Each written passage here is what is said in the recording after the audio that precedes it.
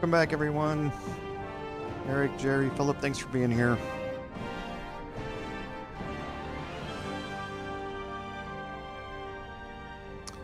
I don't know how many surprises I have left in my bag of tricks, Jerry. We'll see if the game pulls some surprises on us. Hopefully today should be fairly straightforward. We're gonna be taking off and exploring a lot of the unopened areas of the map on the east side of the river. But some of the encounters that we would have here, we won't be able to because Roland is dead. So we can't have an encounter about that. I mean, it's really changed a bunch of how this whole area works. So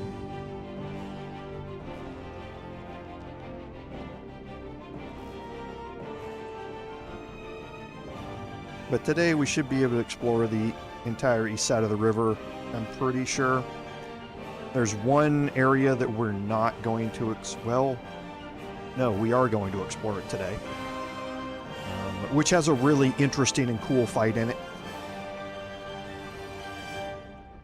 So now that we've finished up the last live stream with the defense of the portal, we'll be able to go do that today. So it should be interesting today.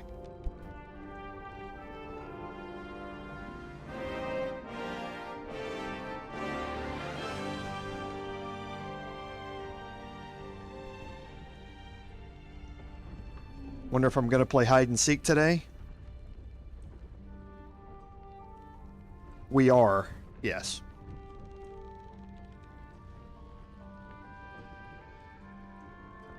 But we won't spoil it yet. But yes, we are definitely going to. Now that we've, like I said, we finished up the encounter at the portal, we're definitely going to head over and go do that. We're going to find out more about that once we go talk to Ketheric. Well, once we enter into the main chambers of Moonrise, where Ketheric is. The answer is no.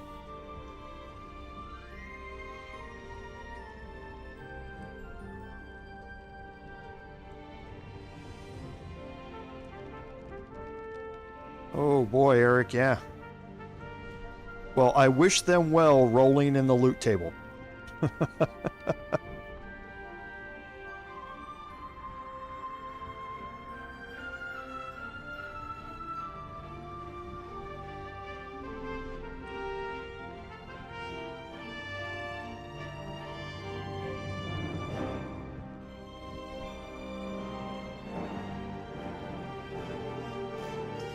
Yeah, no, Jerry, a lot of people are dead.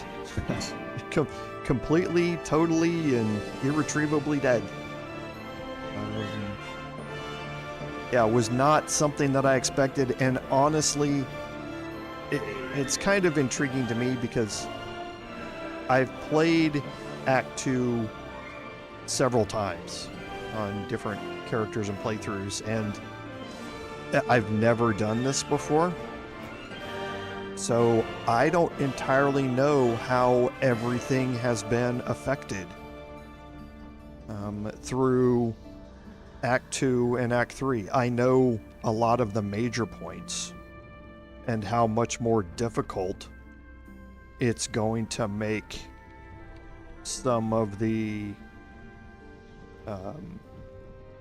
builds that I'm looking at for my characters and that sort of stuff. Because of the items I'm going to miss out on. But yeah, there are a bunch of things that just, like I say, don't know entirely how what's progressed is going to affect things. So I'm playing along with you for a lot of that stuff.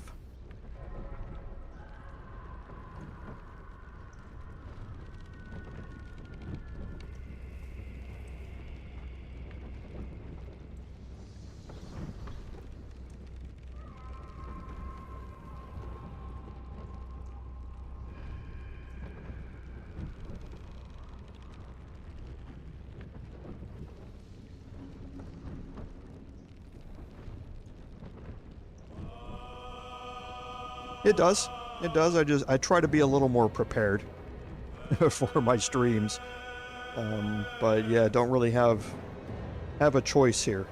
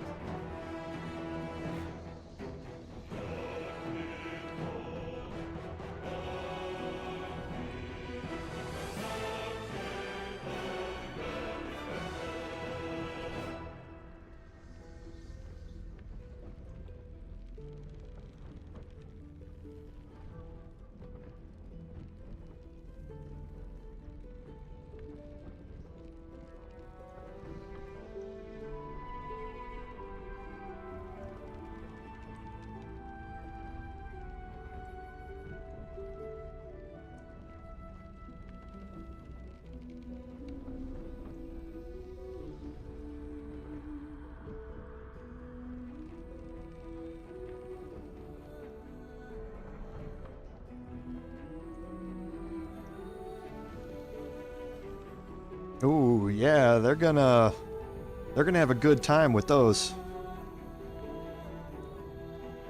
I always like that. I like those interesting plays where they have to stretch their imaginations to figure out how to get stuff like that. It's always fun to see the different ways that player characters come up with solving issues like that.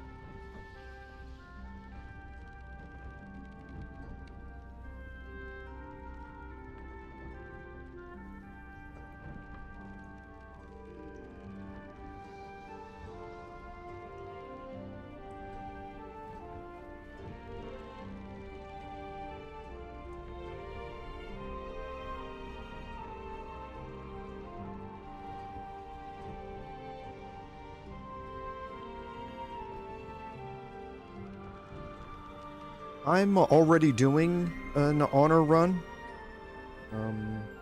on a 4th playthrough, a 4th simultaneous run playthrough. So I don't know as if I'll do one on stream. There are a bunch of great content creators who are doing honor runs on stream. I'm not entirely sure I'd be able to offer much different than they are, but we'll see. Don't know. As far as plans after this, that's hard to say. We are still a long ways from being done. My estimation right now, we are maybe 40% of the way through this. It is my guess. So there's going to be 50 episodes of this without a doubt. So that's going to take us, at least another 6 months to finish this thing off. After that, there are a couple of games that I play other than Starfield and Baldur's Gate. Company of Heroes 3 is really fun for me. I really enjoyed the Company of Heroes games. So it's an RTS strategy game. I really have always enjoyed those, and it's really fun. So maybe I'll start up a stream with that. Depending on whether the games come out, there may be something new to drop into the mix. I always did really enjoy the RimWorld and XCOM games as well. So maybe there will be a playthrough on either of those. There's just a whole lot of options, and we'll see what's coming out this year. It's looking to be a fairly decent year for new games coming out, so we'll take a look and see what pops up.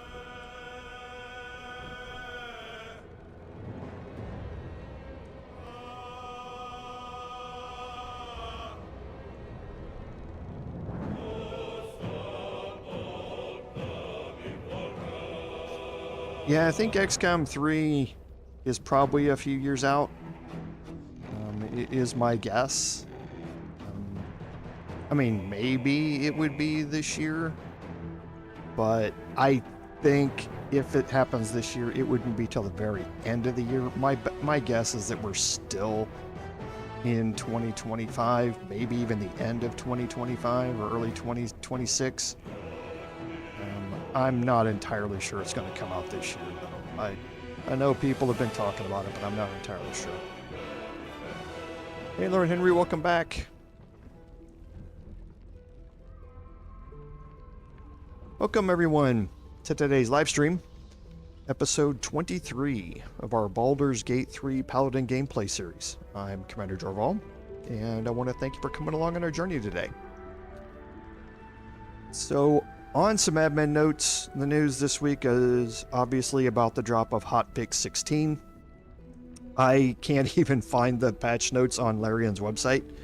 It's not on their news listing. It's not on the forums. I don't know if it's sitting somewhere where it is. I got it in an email blast, but it is published on the Steam store website for Baldur's Gate 3. It's not in the Larian launcher yet, but you can go read them and read through them all. There are some fairly important changes, especially some bug fixes and playthrough blockers and that sort of stuff. And we talked about one of them, and that Barkus, if he didn't show up at the last light in for you, go back and check. And he might be there now if you, depending on where you progressed through your storyline. because there was a bug that prevented him from showing up there, and now that's been fixed, and we verified it in the last live stream that it has been fixed.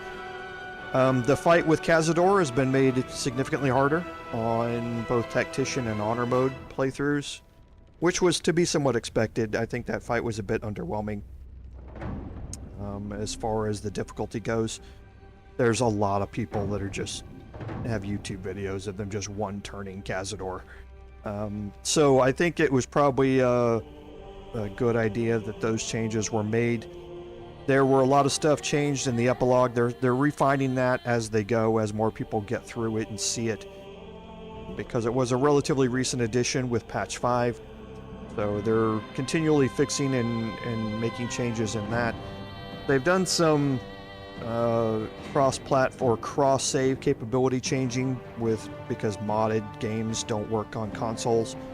So they've removed those save games from even showing up in the list.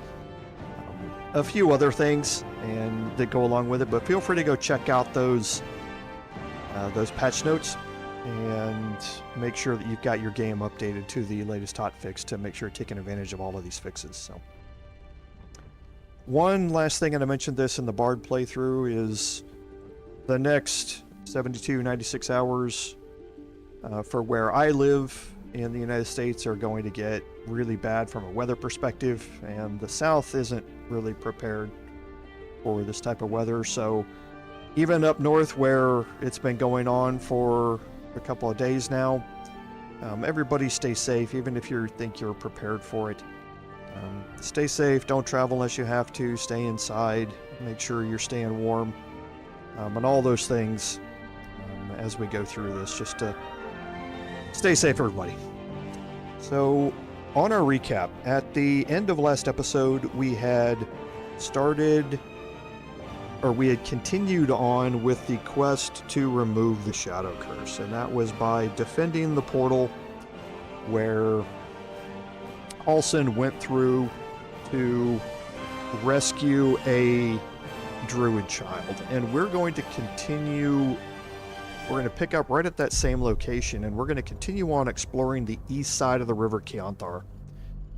And as part of that, we're going to be able to continue or progress that quest even a little bit farther, or a little bit further, and hopefully get Halsin as a permanent companion for us today. So, a couple of things before we get to that, though, and that's the fact that you can see we have flashing arrows here, and that means we are ready for a level up, and this level up is to level 8, which can be a significant level depending upon how your character is being built, specifically if you're multi-classing or not. So let's go through our level up process here.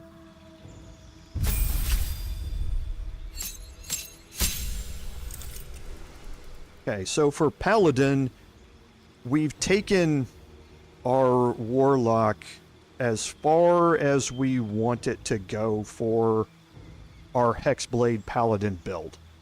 We've gotten our extra attack from Warlock, which is what we took it up to level 5 for. And we now have full access to that with a bound weapon. So now we can start focusing on our Paladin levels. And there's really a couple of different ways that you can continue this progression.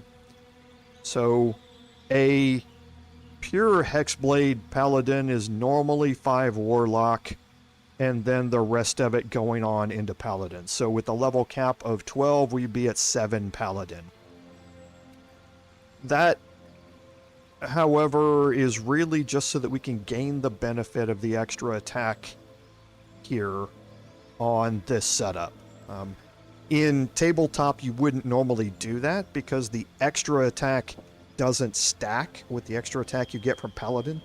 And if you're playing this in an honor mode playthrough, it doesn't stack with the extra attack there either. So you normally wouldn't take it up to 5 here for that.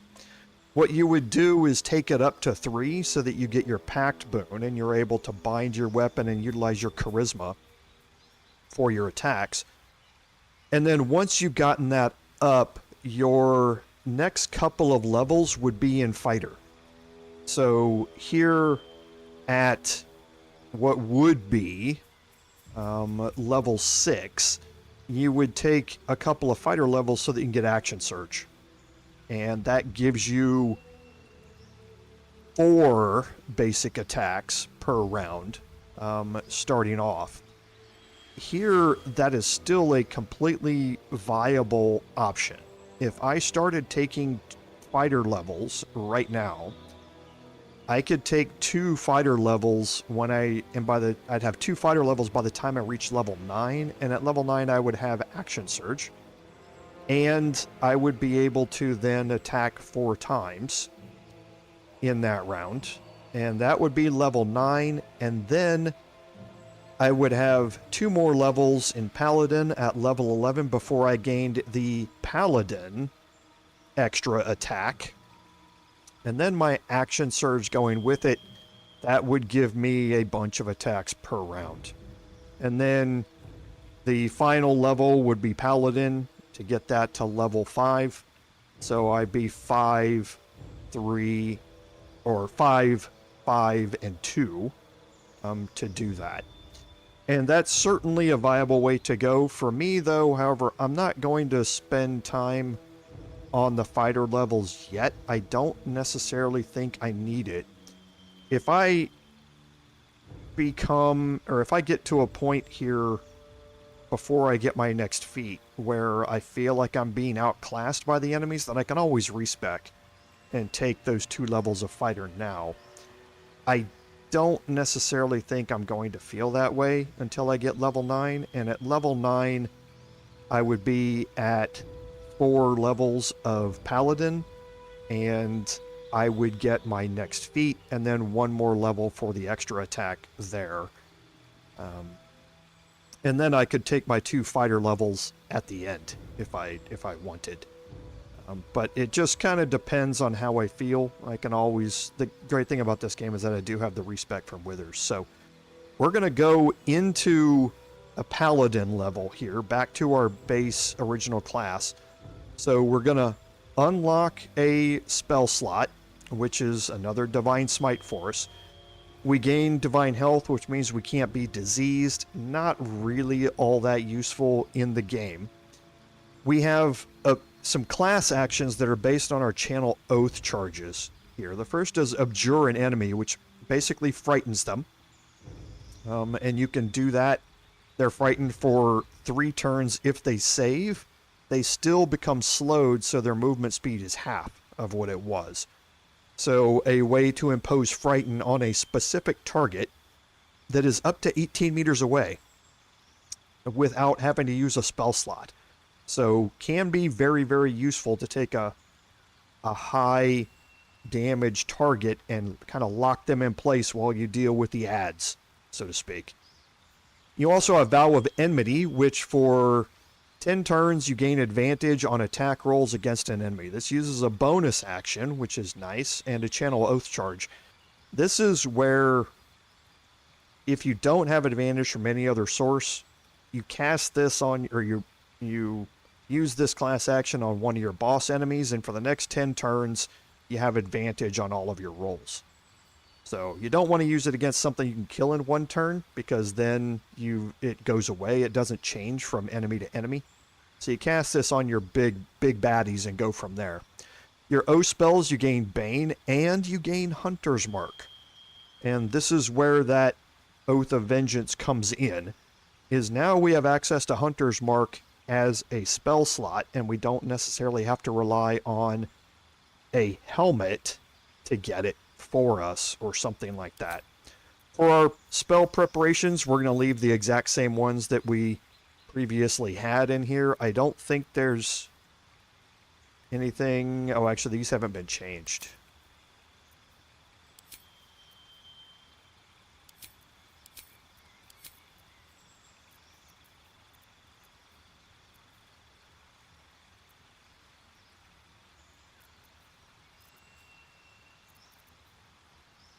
Okay, for the rest of these, they don't really matter. They're concentration spells, which I'm not going to be utilizing very much for anything I will keep heroism around just in case for something that might happen today if it goes bad.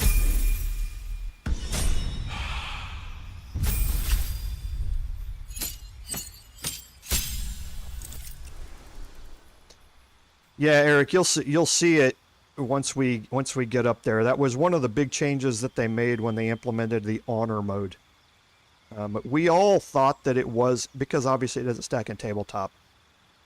So we all kind of figured it wasn't supposed to from the beginning, but Paladin is the most popular class in the game.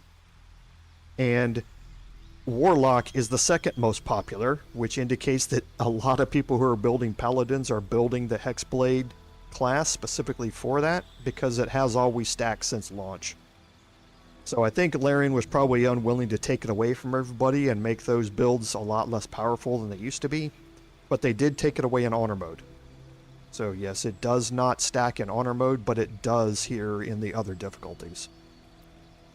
So here well, first of all, we gain a level 4 spell slot, which is very, very useful for Shadowheart to have. She also gains Divine Strike Poison. So this is a weapon action. So once per turn, and it doesn't have to reset, whenever she hits with a weapon attack, she deals an additional 1d8 poison damage. So this is just straight up additional poison damage that goes along with her melee attacks. And then, because she's pure cleric at level 8, she now has access to a second feat. Now, the feats for going with cleric, you start to, I guess, start thinking outside the box a little bit. Your ability improvement is always there to be able to bump your wisdom up to 20. That's always there, always available, so don't forget about it. The magic initiate things aren't really all that great.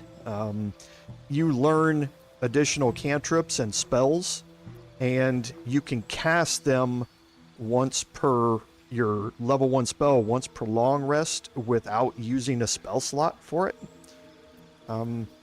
Not all that great on any of the magic initiative or magic initiate sections. You're better off looking at other things.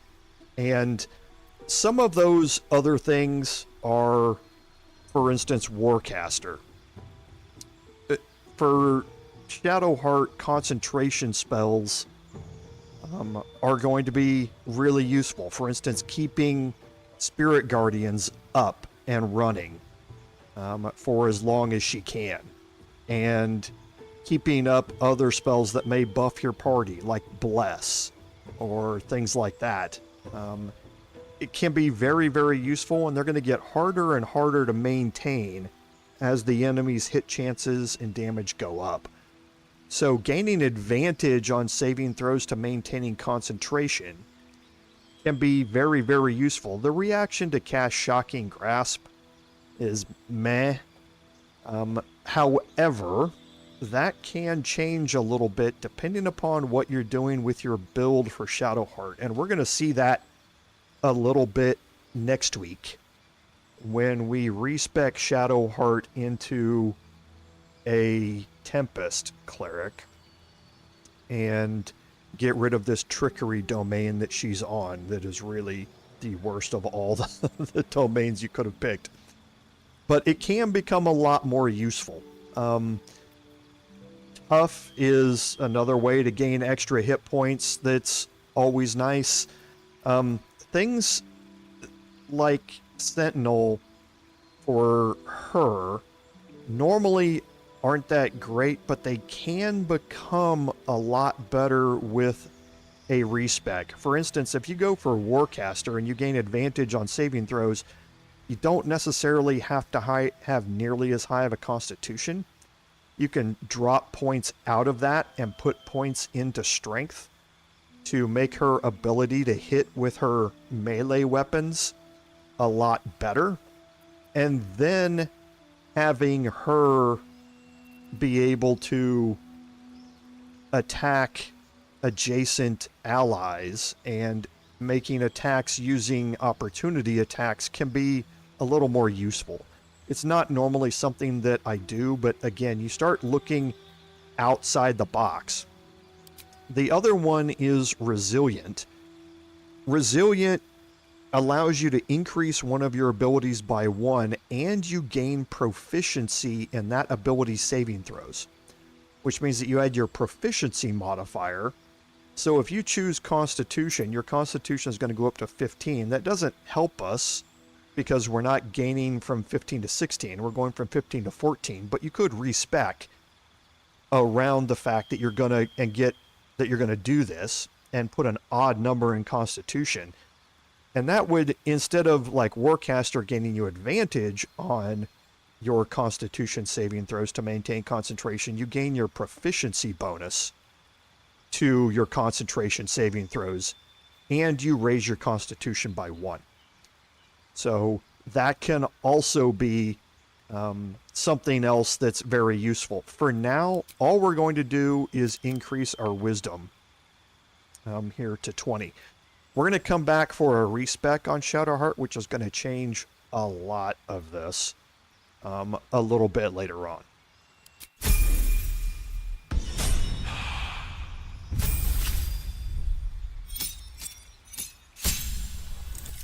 Okay, so with Wizard here, we're again going to gain 2 spells, and at level 4, you have some, well, like I've talked about before, you have some really good ones at level 4. So Evard's Black Tentacles is, again, an AoE denial type of spell.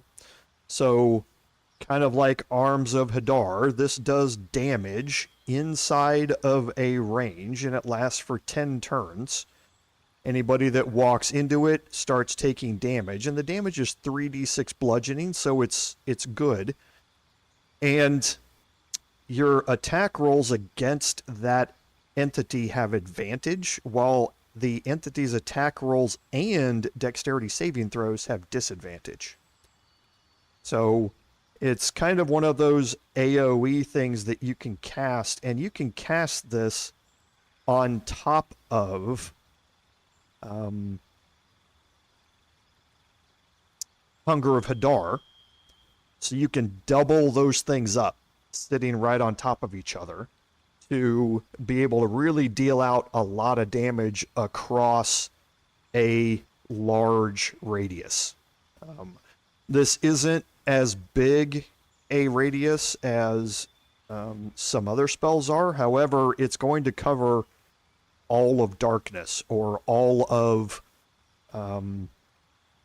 a Hunger of Hadar. So you can just plop these right on top of each other and have a really big AoE denial area for you. So you don't want to cast this in darkness where you might be standing, because it's going to affect you as well. This is a conjuration spell. It's not an evocation spell, so your enemies are not your allies are not protected from this. So Fire Shield is also one of those situations where, if depending upon where you're positioning Gale and how you're playing him, the more useful thing for this is that you're shedding light in an area around you, and you're getting resistance to either fire or cold damage depending upon which of the 2 spells that you choose. So Conjure Minor Elementals is fine, just like a lot of other conjuration spells and that sort of stuff. Blight is really, really good against specific types of enemies. And I'm going to pick Blight for one specific thing that we're going to be dealing with, but I am going to take Blight for now. Blight does, it's a single target necrotic damage spell. Plants, however, take maximum damage from this spell. and they have disadvantage on the saving throw against it. So if you cast this against a plant, it's going to take 64 points of damage if it fails its save. Okay, and that's going to be very, very useful. This, other than a couple of small encounters, Blight is not that great a spell to take. I would not recommend that you take it. However, on a wizard where I have the opportunity to learn a lot of spells from scrolls and that sort of stuff, I'm very willing to take it here for this. So, Phantasmal Killer is great. It's one creature, though, specifically, but it takes 4d10 psychic damage after every turn. It can't move, it has disadvantage on its ability checks and its attack rolls. So it's going to be one of those lock your target in place for a very long time until you get a chance to deal with it, while at the same time dealing a bunch of damage to it. However, the other thing I'm going to take is Odalux. Odalux is incredibly useful in a huge array of different things. And this, having Odalux last episode or last stream would have been incredibly useful, because I could have cast this on myself as Gale and just stood in front of the portal, and the portal never would have taken any damage. I can't cast spells out of it or deal damage out of it, but this is one of those things where you, like, your bard gets thrown out there and they're in the middle of a bunch of enemies. You have Gale come in when their turn starts, you cast Odalux on them, and then the rest of your party just starts throwing down AoE spells around them to all of the enemies which are surrounding them. And then they can be standing in the middle of Hunger of Hadar and Everard's Tentacles and not be taking any damage from any of those things. So Odalux is incredibly useful, so that's what I'm going to pick. For my spell preparations, I don't need Witch Bolt for now. We're going to do a respec on Gale, and ironically enough, Witch Bolt is going to be one of his bread and butter spells. Crazy enough. But we're going to do a respec on him, so for now I'm not really too worried about exactly what's happening. And for his feat, so with Gale, Gale's going to have a lot more emphasis on his concentration spells as we start to move forward, especially with his respec. But for now, I'm going to add to his intelligence.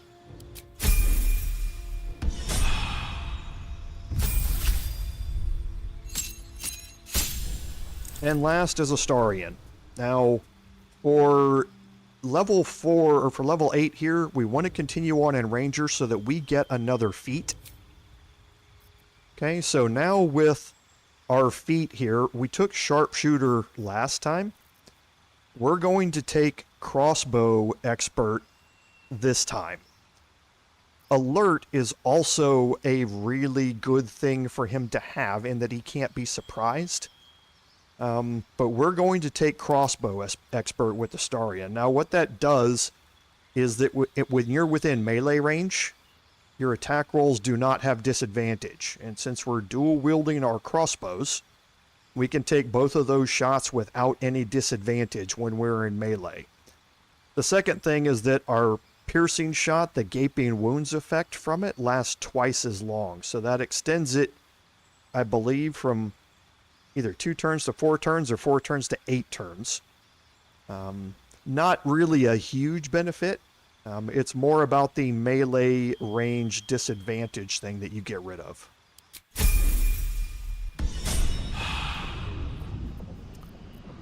Okay, so now we'll group everybody back up here, and we will... First, let me look at our carrying capacity. So we'll take Astarion out here and start going through all of these people. So I guess actually we'll start, because we do have a little bit of carry weight still here.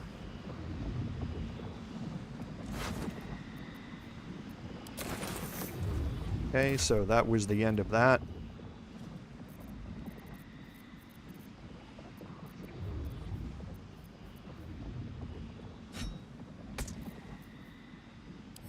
I don't need that. I can send that to camp. I can send a bunch of this stuff to camp. I didn't clean my inventory out previously. I don't think any of the Shadow Cursed Ravens are going to have anything, but I'll search them just to be on the safe side.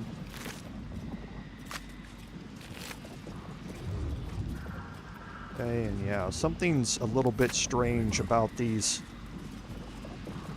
about the searching from this menu since the patch.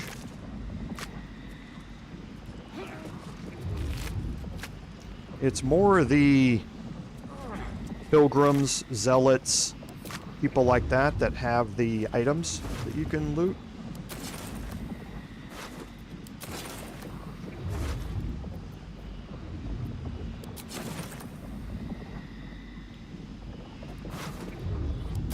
Okay, that's definitely going to encumber me. Not too worried about it yet, though.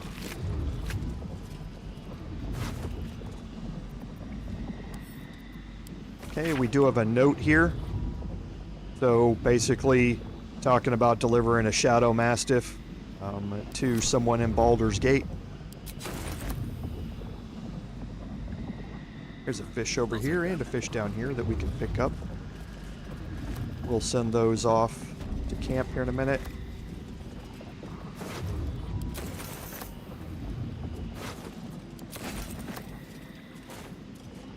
And all of this armor and everything, we're just going to end up selling off. Okay, so he can't carry a single thing more.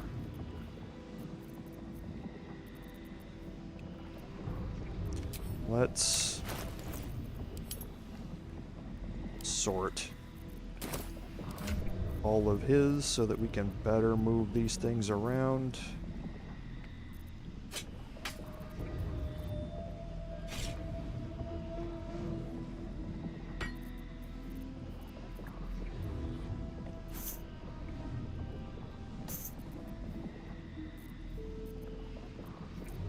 Okay, so we'll move some of this back.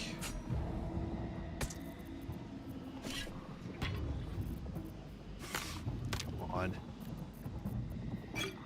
Getting a little tired of the screen moving around here. Couple of daggers and should fill him up.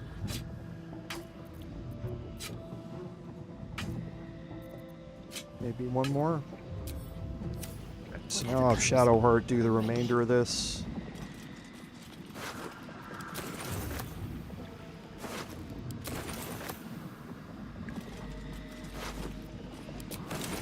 And all of this stuff is going to get sold, and all of this stuff is high value.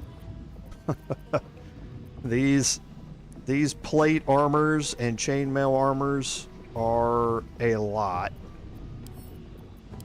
Don't know why I have those.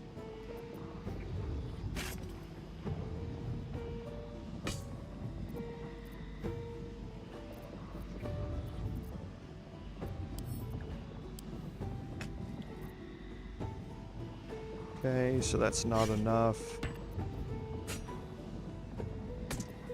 Okay, so that's enough. Now we'll start looting with Gale.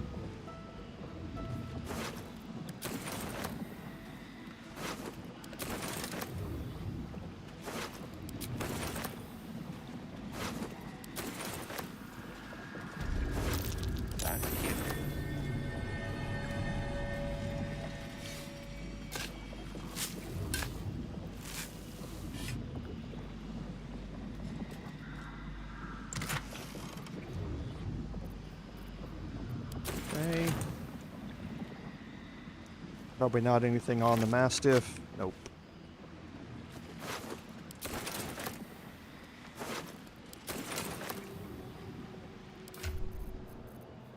Okay.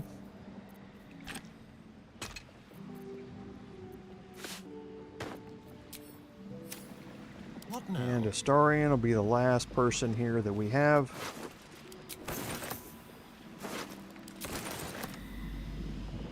And Astarion's full. So, who's got the club?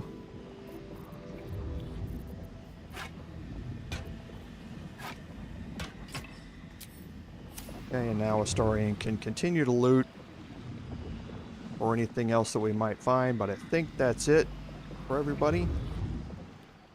All's well that ends. So now we're going to head up And all's top well that over goes. here. There's definitely some explorations that we want to do up here. Another step forward. Victims of the Shadow Curse. At least they were afforded a burial. Okay, so we have some graves over here.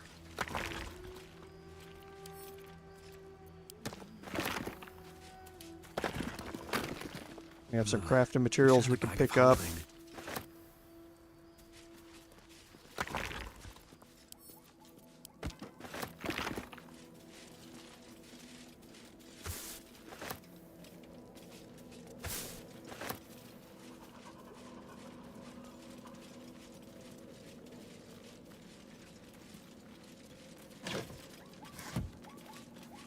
Okay, here's the side entrance over by Dammon's Foundry into the Last Light Inn. It's trapped.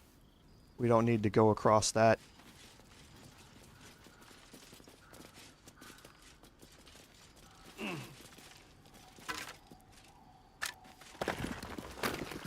Okay, and now we're going to break our group and have Shadowheart cast Guidance.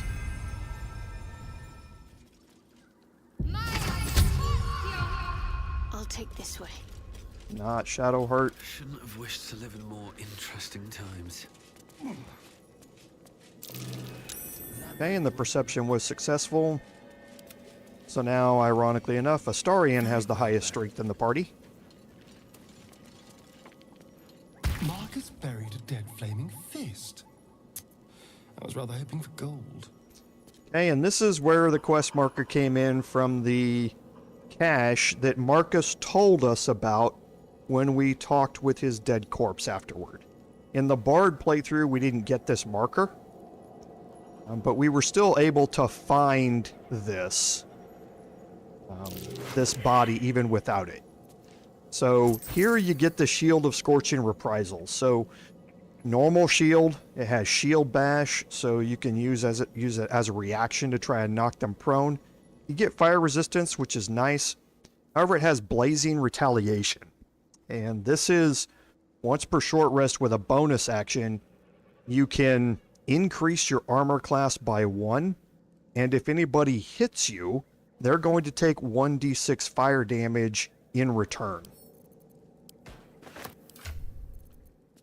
So, for instance, for Gale here, saving throw +1 is nice. But if he puts that shield on, he's got a relatively low armor class. So, if he puts that shield on here, boy, wow, just a bunch of misclicks. Sorry about that. Now, if anybody hits him, he can have Blazing Retaliation as long as he's activated it with a bonus action. So that's going to now show up down here. So his armor class is going to go up by 1 to 17, make him a little bit harder to hit. And if anybody does hit him, he's going to deal 1d6 fire damage in return every time they miss him. So hopefully that gets him a little extra benefit, and then if they do miss him, they can do it. However, another place to put it is on one of your targets with an already high armor class. Right now I've got 2 really good shields out here that I like because of the benefits that they give me. Putting this on somebody that has a high armor class, they can trigger this with a bonus action before they start their combat turn, and then everybody who misses them is going to take that 1d6 fire damage. So can be useful either way. I'm just going to put it on Gale for now. It's probably the best fit. Otherwise, it's going to go and sit in my camp and not get a use, and it's better than what he had. Then through. So now we can head back over, and we need to head back and sell the stuff off. So we need to head to Moonrise Towers.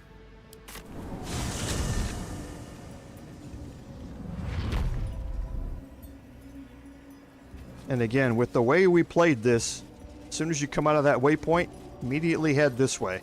You don't want to head down this way because, again, as we've talked about before, the Drider is down here. And all the people that we told to go walk out into the Shadow Curse are with them. So we'll be dealing with them at a point farther on down the road.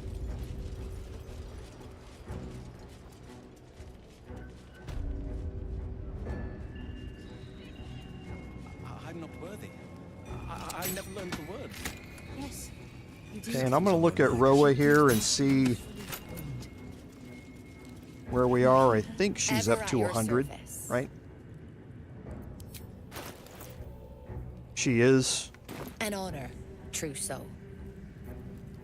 So there is another vendor here.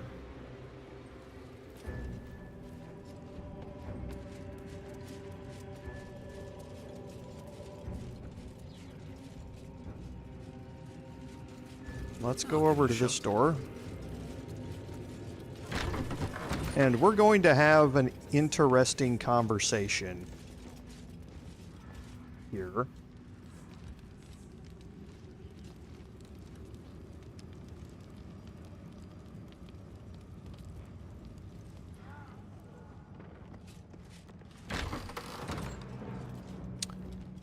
With Araj here. Araj O'Blodra, trader in blood and the sanguineous arts. It is a pleasure to stand before a true soul, and your pale companion. I'd like to offer my services, if you're willing. Put plainly, I'd like your blood. A vial of true soul's blood, specifically. With one drop, I can brew a rather potent potion for you. The rest, I keep for myself.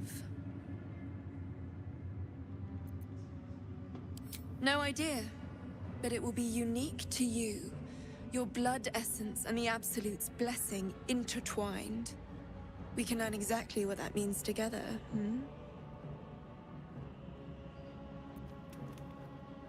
Research, naturally.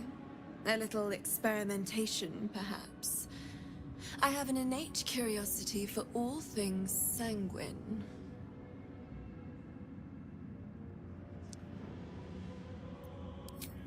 Just a little prick and it's all over. Close your eyes. There we are. All of your very best traits in a bottle. Use it well. Although perhaps there's one more thing we could discuss. Your friend. He's a vampire, no? Or one of their spawn, at least. Oh, don't worry. We're all friends under the Absolute. I won't bite. Oh, I'd prefer if you did. I assume he belongs to you?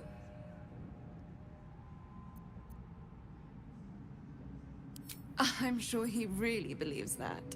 How utterly adorable. Do you have a name, Spawn? Astarion, but hold on. Good. Now, Astarion. I've dreamt of being bitten by a vampire since I was a young girl. I'm sorry. You want to be bitten? To feel your life's blood slipping away. To dance on the edge between life and death. Yes, I want it. I'll even compensate you. A potion of legendary power that forever increases the strength of the one who consumes it. It's not for sale, but it's yours if you bite me. I will have to decline. Excuse me? This is a once-in-a-lifetime opportunity, and you're squandering it. I gave you my answer. Can't you talk some sense into your obstinate charge? Okay. So this conversation only happens if Astarion is in your party when you have it. If he's not here, you can continue talking with each of your individual party members, and you will get a potion for each party member. It's based on what it does is depending on your race. And we'll look at some of those potions here after we're done. However, if Astarion is in your party, you have this conversation. And Philip got it on the head here. If you are in a romantic relationship with Astarion at this point, he's going to be extraordinarily upset with you if you have him go through with this. And he will decide that he doesn't want to be your love companion anymore because of it. He won't leave your party. That will end the romance sequence with Astarion if you've been pursuing it. However, she mentioned what the reward is here. It's a potion that will guarantee you a permanent +1 bonus to the strength of whoever drinks it. That can be incredibly useful for a lot of different characters. So we're going to go through with it and push him to do it as much as we can. I'm sorry, but could you excuse us a moment? Are you actually asking me to do this? Trading me for some potion? Because there's something wrong with her blood. I can smell it from here. It's rank. I can't say. It just smells wrong. Unnatural. Drinking it wouldn't kill me, but it would not be pleasant. I don't have all day, true soul.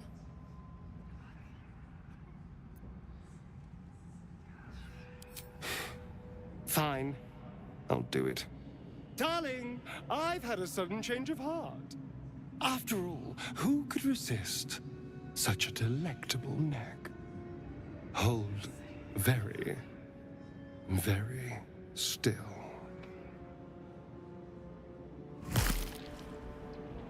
Incredible. Incredible.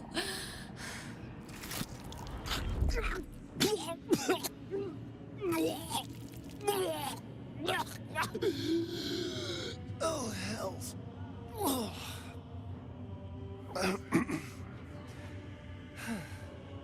Not to your taste.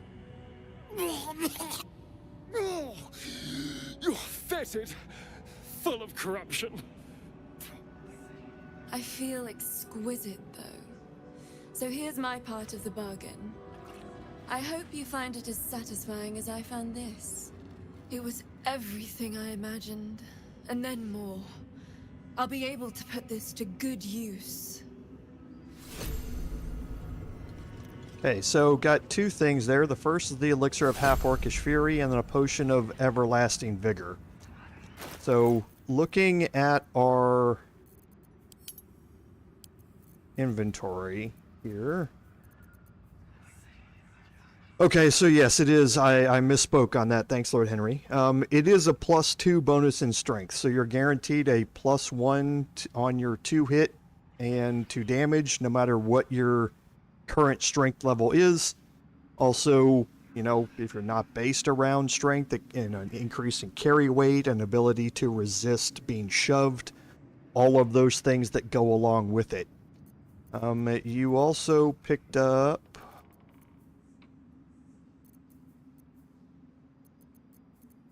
I'm looking for it. The elixir of half-orcish fury. So when you are downed before your next long rest, you instead drop to 1 hit point. So this goes right along with your half-orcish ability that if you are ever downed, you don't go down the first time. So this works. Now you can take this potion and you can give this to anybody. It doesn't have to just, work on my paladin. You could give this to anybody, and until the next long rest, they would have the same ability that I have here. And now you can repeat this conversation. Let's see what I can glean. Araj O'Blordra, trader in all things occult. A very great pleasure to meet you, true soul. Should you be interested, I have a particular offer I'd like to make. With one drop, I can brew a rather potent potion for you. The rest, I keep for myself. Just a little prick and it's all over. Close your eyes. There we are. All of your very best traits in a bottle. Use it well. Okay, so half-elven healing here. So you and surrounding allies regain hit points equal to your constitution score. So, again, can be very, very useful. So this is your score, not your modifier. So my constitution's 14, so you're going to regain 14 hit points, not just for you, but for everyone around you as well. But my magic. I can do that. Araj O'Blordra, trader in all things occult. A very great pleasure to meet you, true soul. Should you be interested, I have a particular offer I'd like to make. With one drop, I can brew a rather potent potion for you. The rest, I keep for myself. Just a little prick and it's all over. Close your eyes. There we are. All of your very best traits in a bottle. Use it well. Okay, human versatility here. So you gain proficiency in all skills until the next long rest. So that can add your proficiency modifier to all of your ability score bonuses that you have for your particular skills, which can bump that up quite a bit. You're struggling with a very particular persuasion choice or something like that because you don't have anybody with a very high charisma, you can add your proficiency modifier onto that now as well and gain that additional better chance to pass it. Have a lot on my mind and so I'm going to talk to her now and see about Welcome her trading back, inventory. true soul. Okay, so in here, again, we have some options for some interesting items to pick up.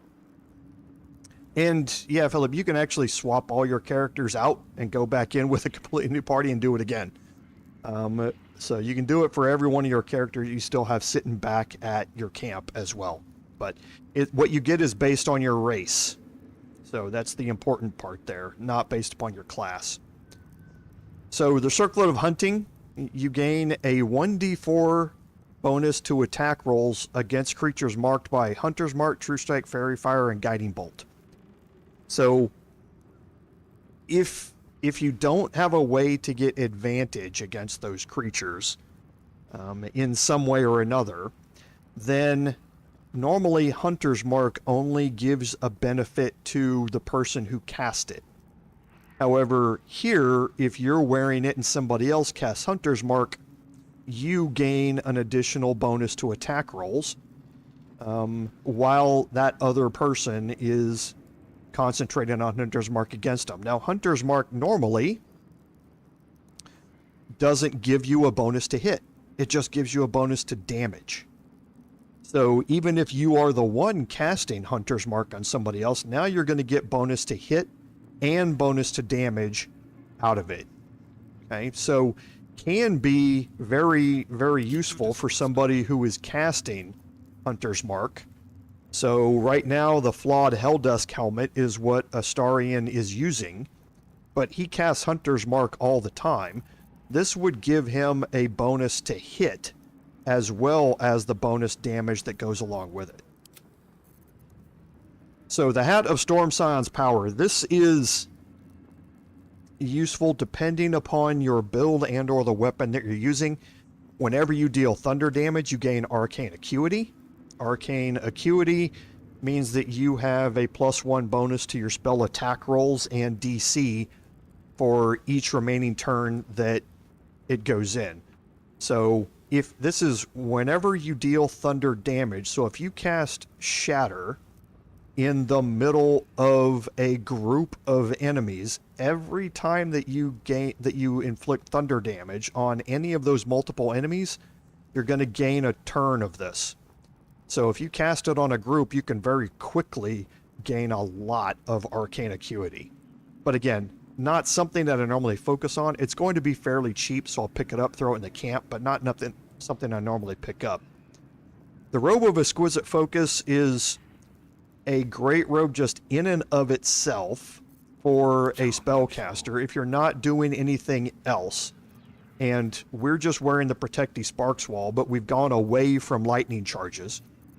So the Robe of Exquisite Focus, you gain a +1 bonus to spell save DC. So it makes them harder to save against all of your spells that you're going to cast. It's expensive, but it can be fairly worth it if you don't have any other robe that you're utilizing at that point. The Thunderskin Cloak is very situational. Again, depends upon your build. So, we've talked about Reverberation before and what spells and items can inflict it on an enemy. This is a retribution thing, where if you're dealing Reverberation to a bunch of enemies and then that enemy comes up and attacks you, if they deal damage to you, then they need to make a Constitution saving throw or they become dazed. We've talked about dazed before. It basically gives you disadvantage on wisdom saving throws. Can't take reaction, and you lose your dex bonus to armor class. This makes it really easy for you to land wisdom-based saving throws that will knock an enemy out. Meaning like Hold Person or Tasha's Hideous Laughter or something like that that is going to immobilize them for a long time. Dazed is an effect that you want to give them before you try and land it. The Ring of Free Action is just what it sounds like. You no longer are affected by difficult terrain. You cannot be paralyzed or restrained. That's going to become incredibly important for something that we're going to be doing here in a little bit, so we are definitely going to pick this up. The Risky Ring, you gain advantage on attack rolls and receive disadvantage on saving throws. This is just straight up advantage on every attack roll that you make. Incredibly useful. You need to be aware of the downsides that go along with it. But again, if you don't have any other way to gain advantage, it can be incredibly useful. And then last, I believe here, yes, is the Boots of Arcane Bolstering. So every time you dash, you gain Arcane Charge for 2 turns. And Arcane Charge just means that while you're threatened, you have a +2 bonus to damage with spells. Now, a great usage of this is with your Paladin. If you dash into combat, you're going to gain Arcane Charge for 2 turns. If you end up near a group of enemies, your Divine Smite is going to gain a +2 bonus to damage because Divine Smite is a spell. So this is a free +2 bonus to your damage for 2 turns, for your Divine Smite damage for 2 turns. Okay. Now, I think I probably have boots, that are gaining me armor class. So that's probably a little bit more important for me at this point than that. So now what we're going to do is start focusing on getting her attitude up here. And to do that, we're going to try a new way of doing this.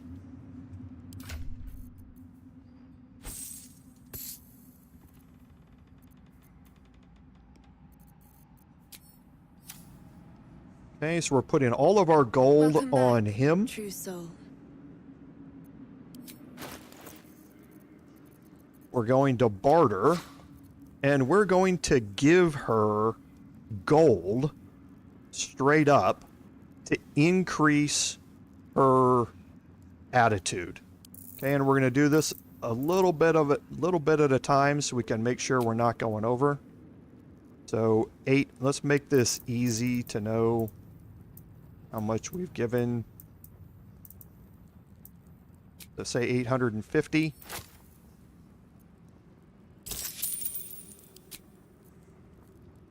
Okay, so we went up to 50. I'm going to do another 850. So we're now at 1700. Okay, and we're at 85. So that was at 1700. So now let's add in 200. So we're at 1900 that we gave.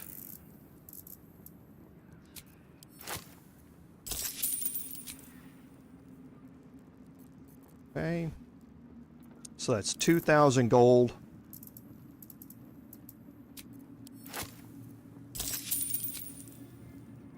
Okay, so 2,050 gold.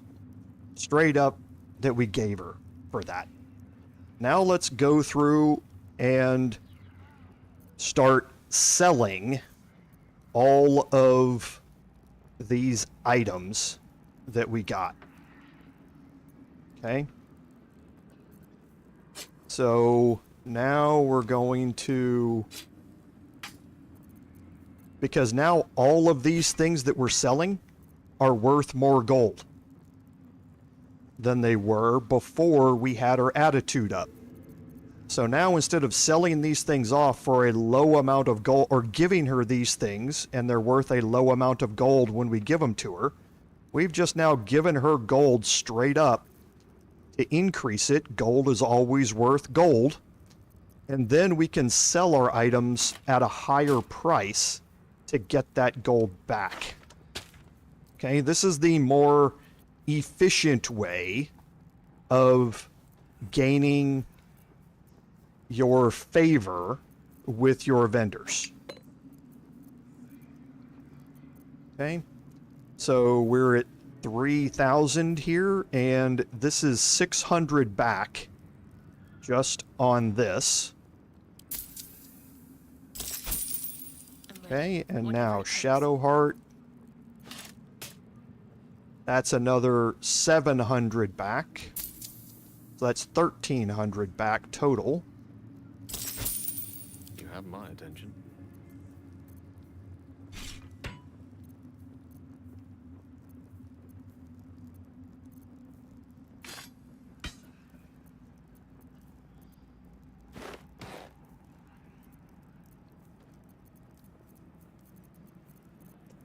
Okay, so that's another 1,000. So now we're at 2,300. So we've already made all of our gold back that we used, plus another 200. Well, hello.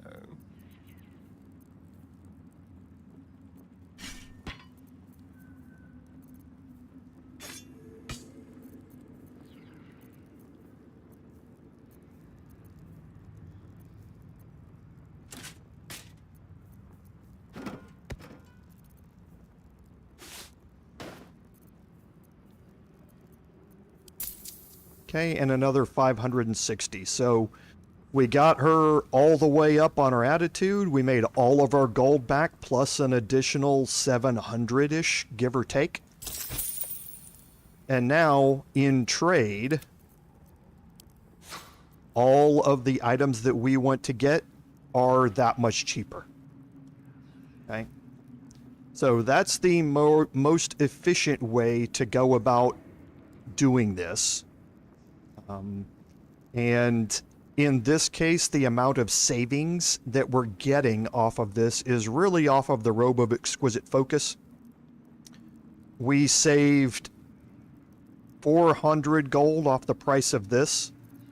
The rest of these things aren't going to get us back how much money we gave her to give her Attitude to 100. We're going to be short about 600 gold. So it's really wasting gold to do this in the long run with her in particular.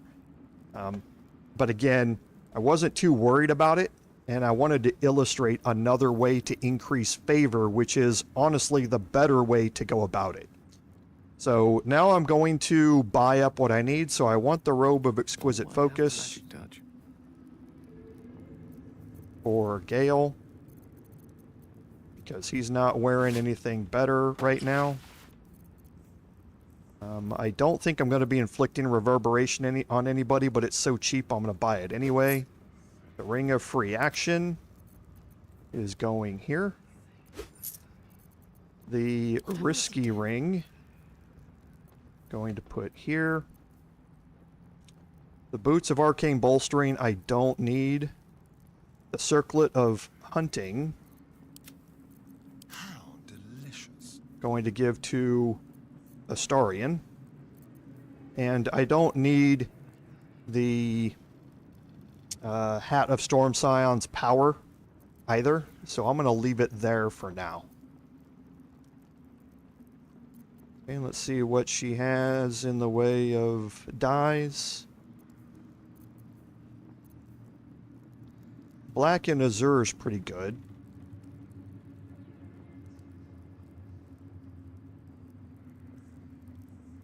But nah, I'll wait. Come back anytime. Okay, so now just to deal with equipping of some of our stuff.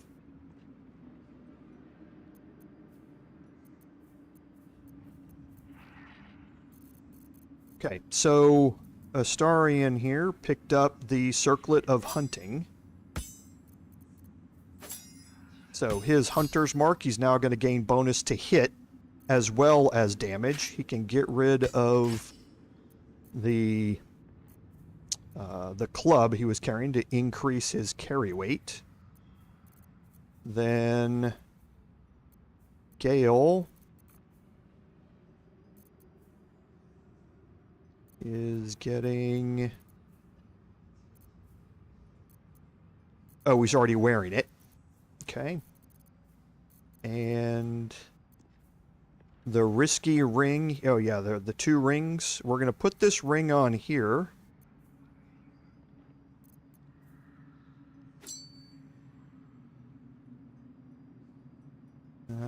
Actually, yes, I am going to put it on him for now. So, Arcane Acuity, yeah, I'll swap that one out. And then the Risky Ring can go in here. Whoops.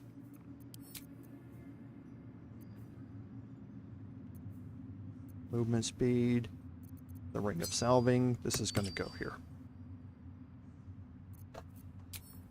Okay, and part of the other reason that I wanted to come here was not just to sell that off and buy those items. We're going to head back to the last light in. Okay, so remember, we have the Pixie's Blessing, so we're able to move freely through the Shadow Curse.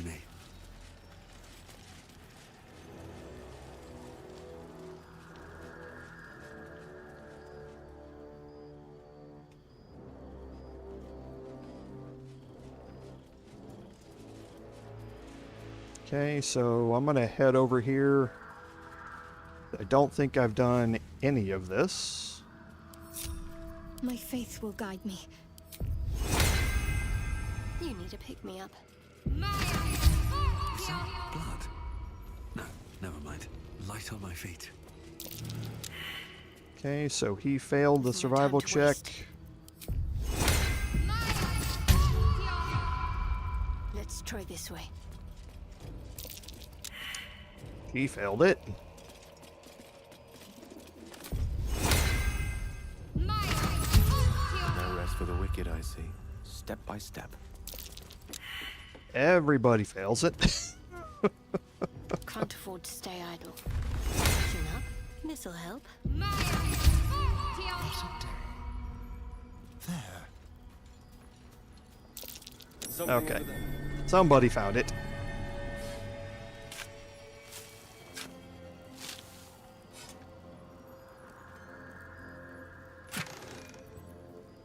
Okay, so potion of holy water here. Very, very useful in our location here.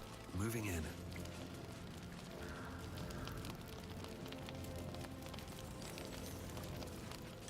And we're going to head down here under Oh, cursed to put my hands on everything. the last light in. Into the cellar.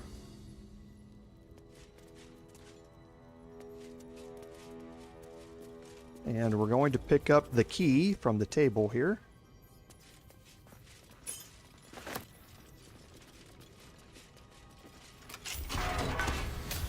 Okay, and behind this box of, or this stack of crates,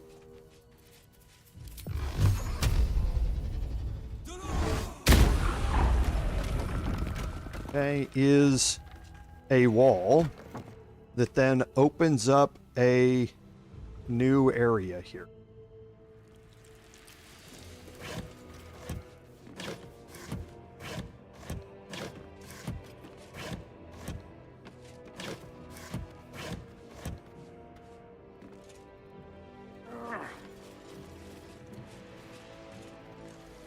Okay, and there's a smoke powder barrel, which you can move out of the way.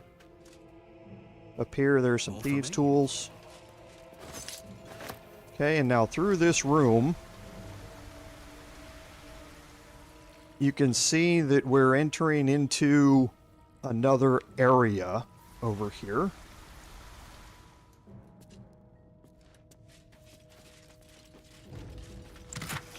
Wooden chest, a scroll of revivify, always good.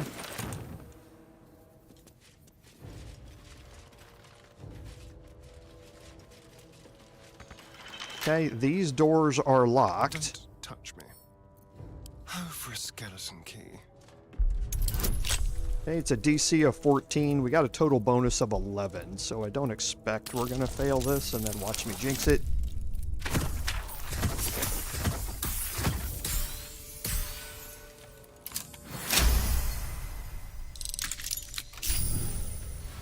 No one's stopped me yet.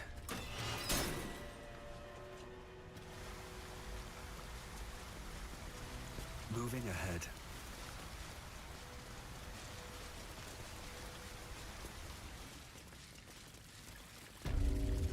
Here, this area is at the back of the cellar. You can see it from inside through the bars here.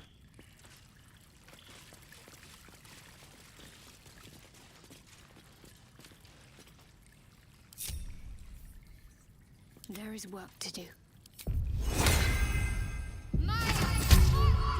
Let's move. Need to find a way forward. Be wary. This Okay, place is so he's tricked. able to find it. We'll go to Astarion. We'll put on the gloves of thievery.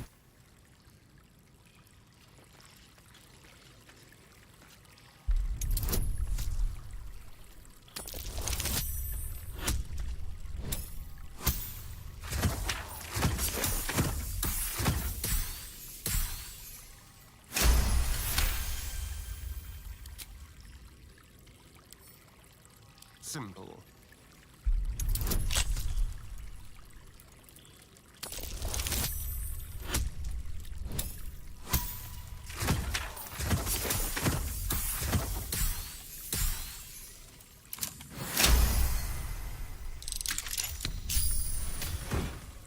Okay, and in here you have the coruscation ring. So The coruscation ring is whenever you deal spell damage while you're illuminated by a light source, you also inflict radiating orb on the target for 2 turns. And I want to experiment with this.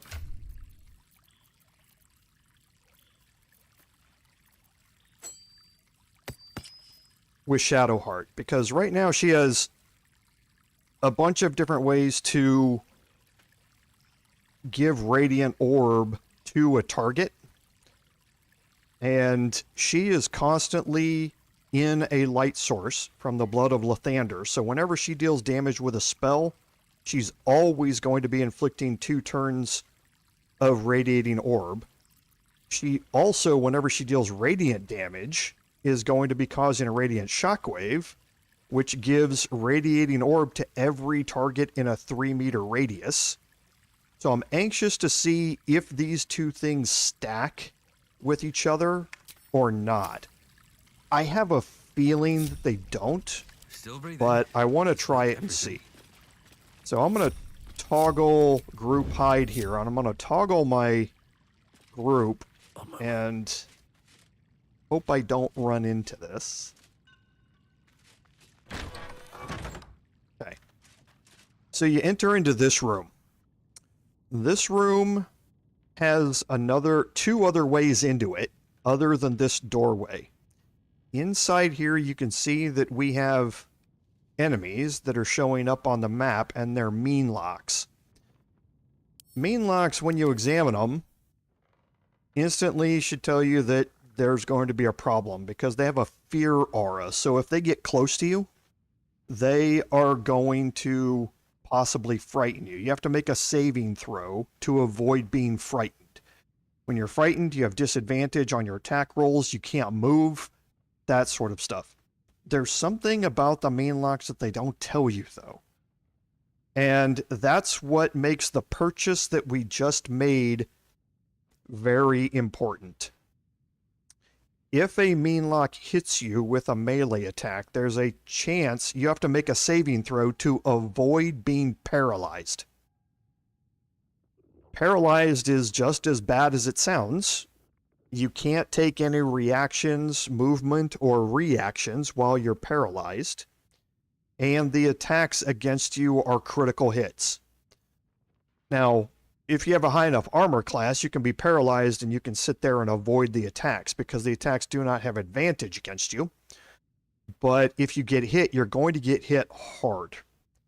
And that's why the Ring of Free Action is so important, because now that character, even if they get hit, they cannot be paralyzed by those attacks. And this is where things get very, very interesting during this encounter. Okay? And that's because whoever has that ring, if they have a high enough armor class, they can solo this encounter all by themselves. Okay? They don't need any help to do it. Now, what I will say also is that I have Devil Sight here, so I can fight in darkness. So it would be nice for me to be able to cast darkness and fight in it. However, I don't have that spell selection. I have not gone through a respec on this paladin to be able to cast it myself. However, I do want to look and see if we have a scroll of it sitting somewhere. Doesn't look like we do.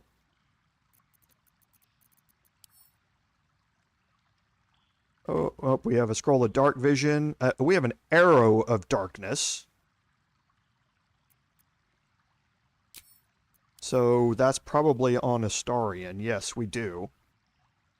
So the darkness lasts for 3 turns, and it's not nearly as big a radius as the darkness spell.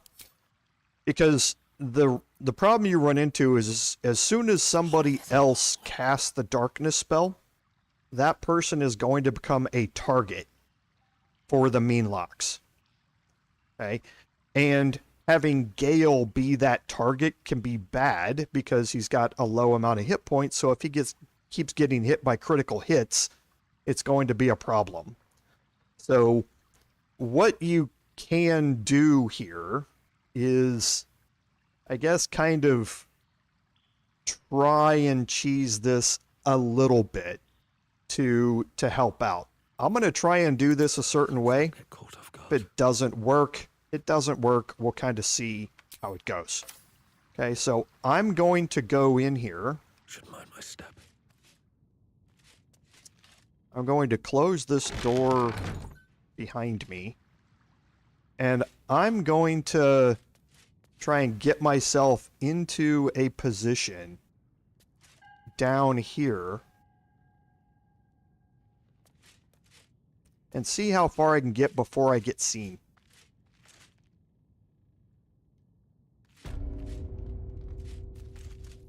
Okay, so I can get quite a ways into this room without being seen. I'm feared, but I don't care about that. Okay, again, not too worried about being feared. What I'm trying to do is just get myself into a position to start making attacks here. And I don't think I can make it up there without being seen. So I'm just going to start things off right here. As soon as I come out of fear.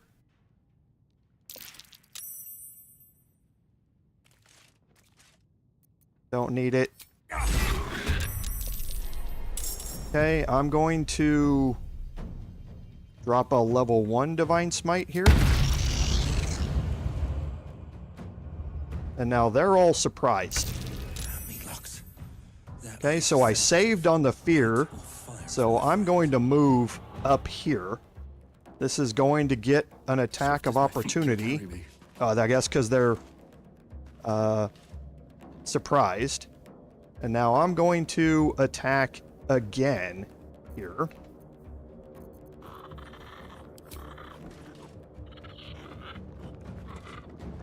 Don't need it.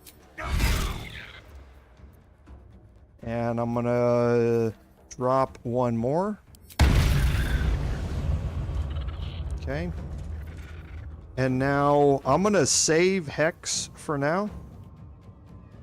And I'm gonna end my turn. I want all of them to come to me.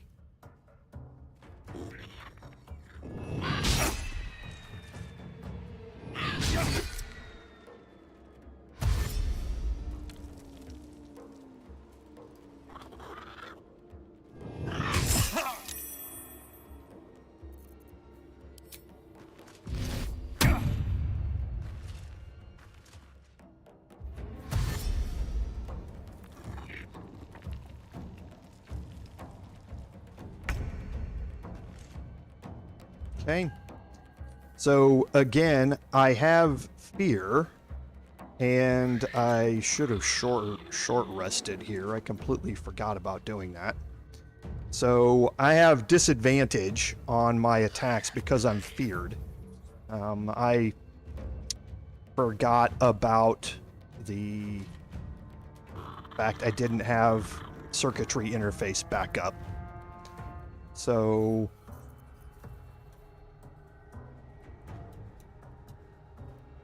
I think I'm going to cast my Hex now.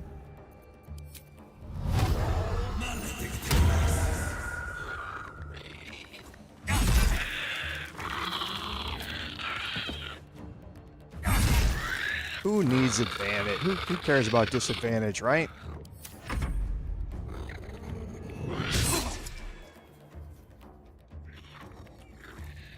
The other thing that I'm doing is standing in the light. If you're standing in a light source, they cannot shadow teleport right next to you. They can only shadow teleport from darkness to darkness.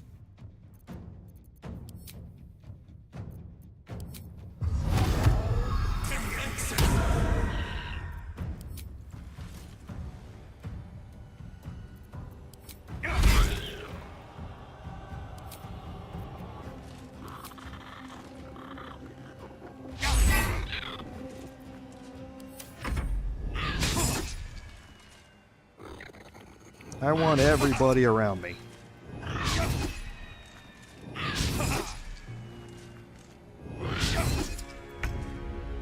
Okay, so there's 5 left.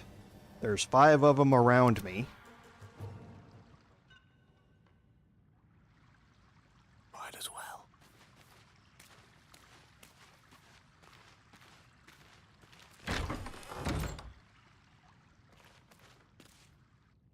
Quite.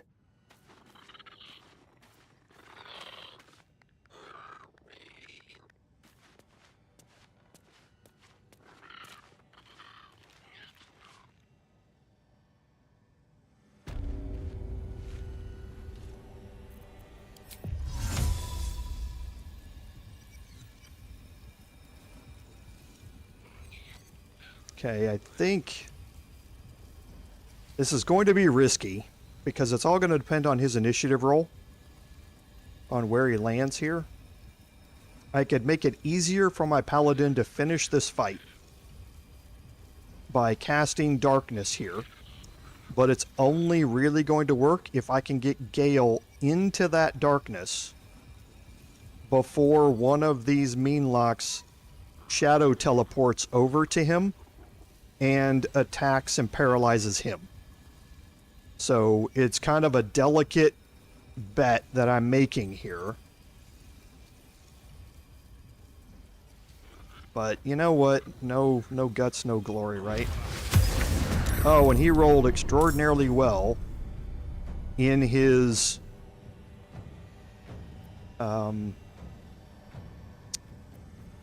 initiative. So where are the 2 that have not yet gone? So this one and this one. Okay, so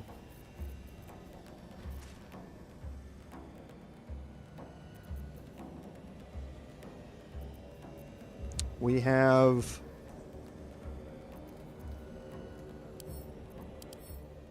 their phase, right? Yeah, that's what I thought.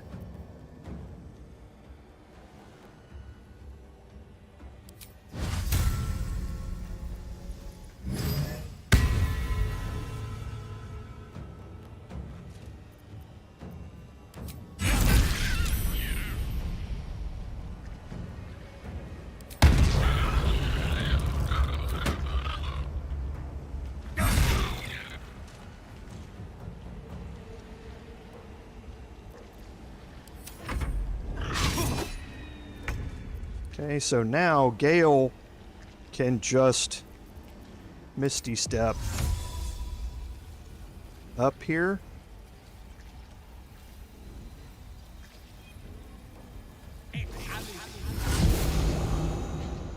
And get himself into the darkness as well.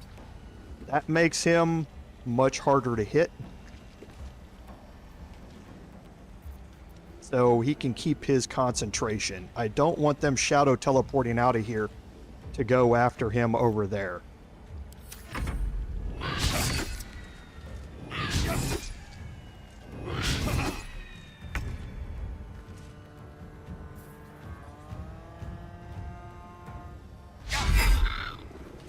Oh boy.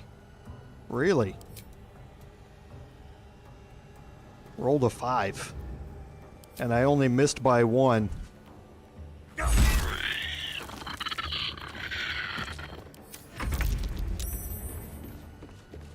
Okay, and again, I don't really care much about what he's doing. He's still in hiding here, so they shouldn't even come after him. Yeah, he's still in hiding. So I'm just going to leave him there.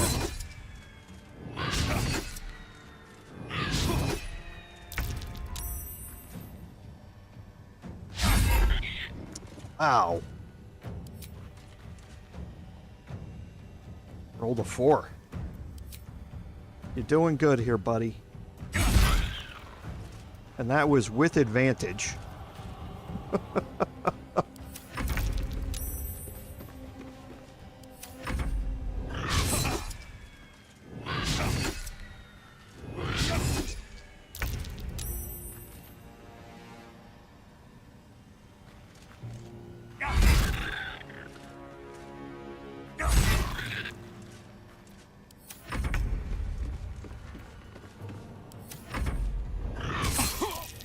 He hit me.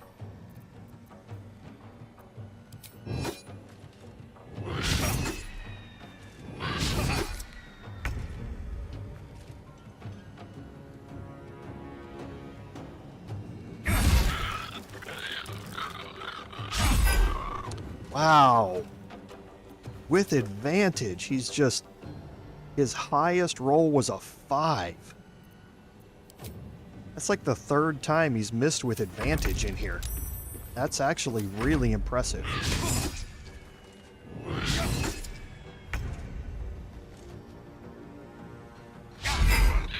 Holy...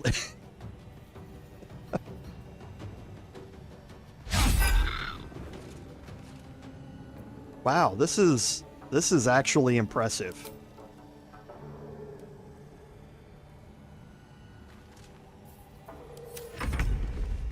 This is like Will Wheaton Dice Curse stuff.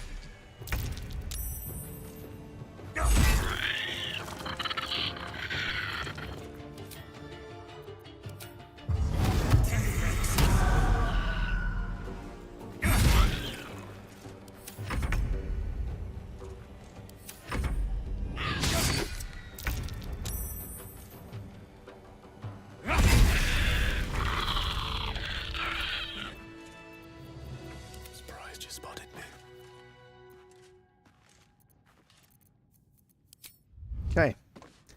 So, Give up now. you see how that ring can trivialize that fight. Without them being able to paralyze you, they don't hit very often, even without darkness. I don't know if you can... Yeah, you can. Their strength is 7. So they're using their own claw melee attack, so they have a -2 to hit right off the bat. They're counting on the fact that you're going to be succumbing to that fear aura.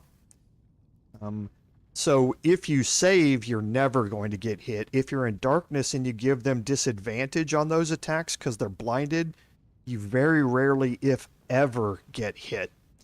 And if you have the ring, you're never going to get paralyzed by any of them. So that ring can trivialize this fight Feel that one later. to the point where you don't have to worry about losing it to some bad rolls. Okay, so just something to keep in mind. So the covert cowl is one of many, well, one of a few items, I should say, that lower your critical hit number needed by 1. This effect can stack. Okay, so right now, this means this applies when you are obscured. Okay, so right now, Astarion has the Knife of the Undermountain King. Reduce the number you need to roll a critical hit when attacking by 1. This effect can stack. So right now, Astarion, and it doesn't matter if it is ranged attacks or melee attacks, it's all attacks. He needs a 19 or a 20 to crit. If I give him the covert cowl, whenever he's obscured, he now hit critical hits on an 18, 19, or 20. So 15% of the time that he makes a hit, he's going to crit with it. And remember, I'm dual wielding both crossbows and melee weapons, so I can make those 2 attacks per round while I'm doing it.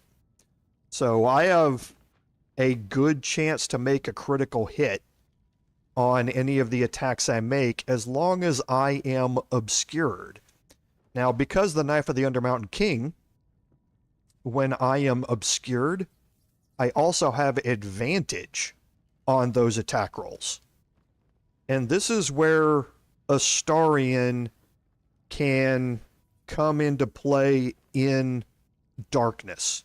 Darkness is going to blind him, and he's going to have disadvantage on his attack, but he's going to be obscured, which means he has advantage on his attack rolls. So those two are going to offset. And then he's going to be obscured, so his critical hit chance goes down to 18, 19, or 20.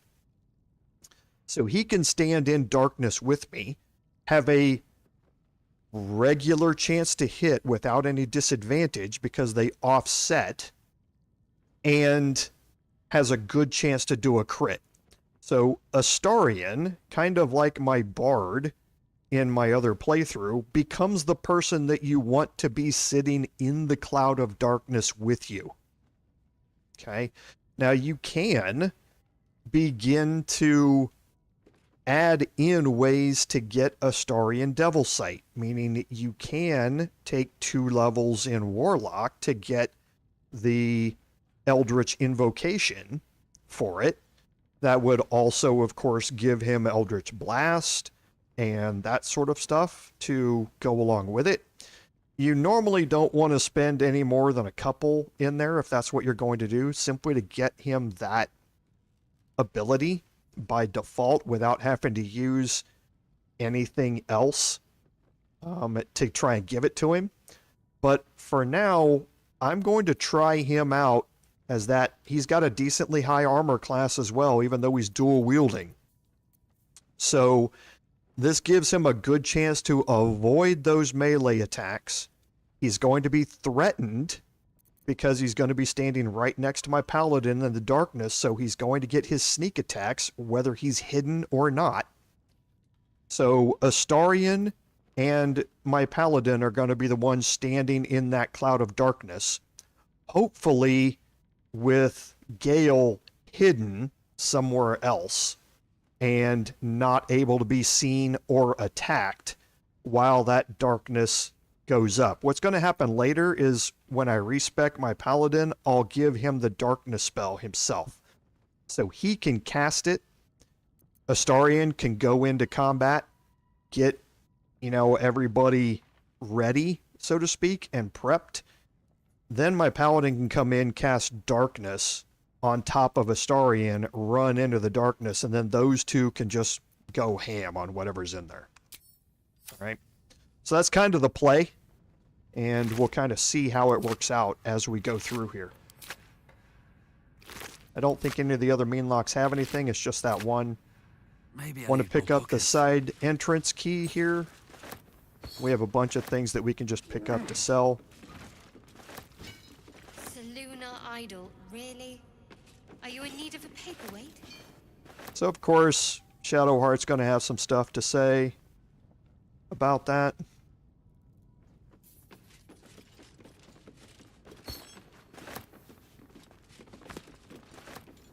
On my way.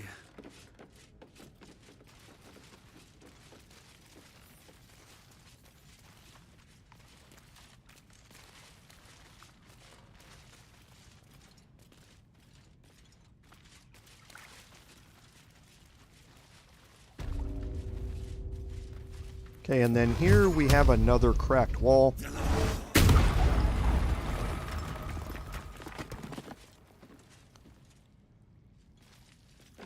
And this leads you into another room that's in the basement of the cellar. Or that's in the cellar, not the basement of the cellar.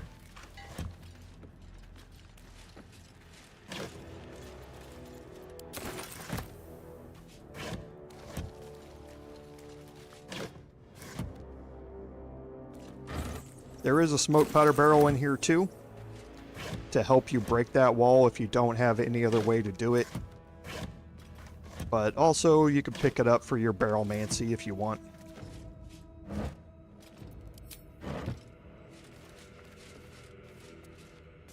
Okay.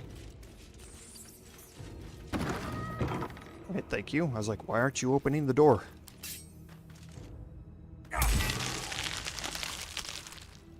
Okay, and here it takes you into this area at the end of the cellar.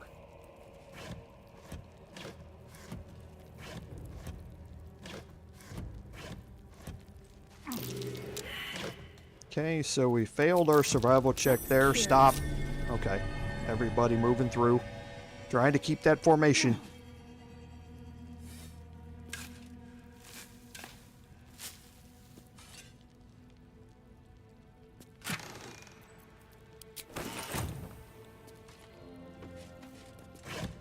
Okay, now down here you're going to find a lot of wine bottles and that sort of stuff laying around on the ground.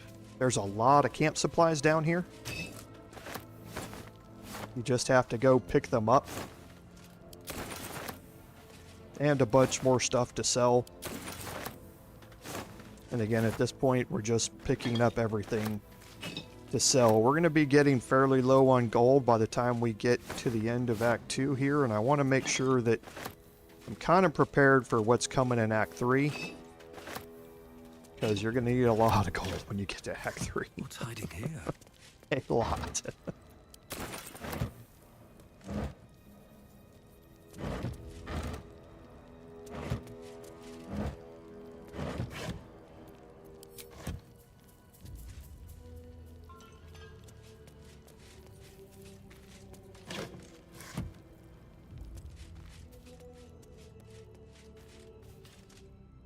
So we'll just finish searching the cellar here, and then we're going to head out to the west side of the river. That is true, Eric. Without having the ability to buy some of the best items in the game, you're right. We won't need nearly as much gold as we would.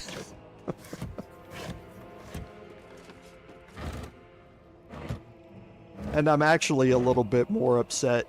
Well, I mean, I'm upset about that, yes, because his items are incredible, but I'm also upset about the potent robe.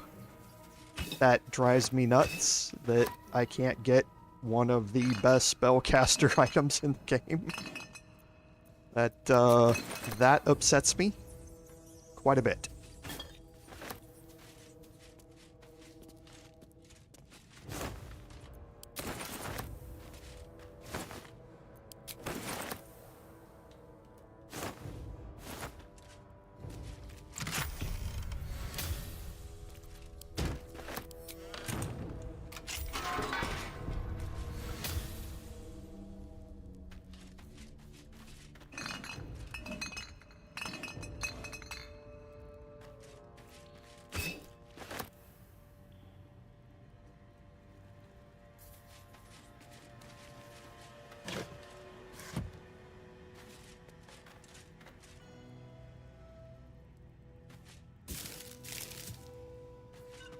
Okay, we'll just finish looting these last few things here.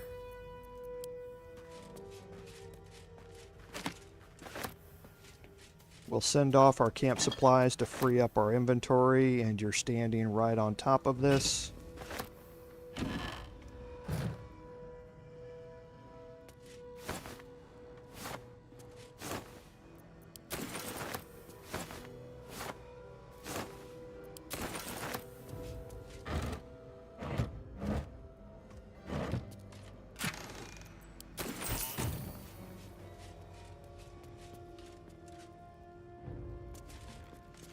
Okay, a couple last little sections here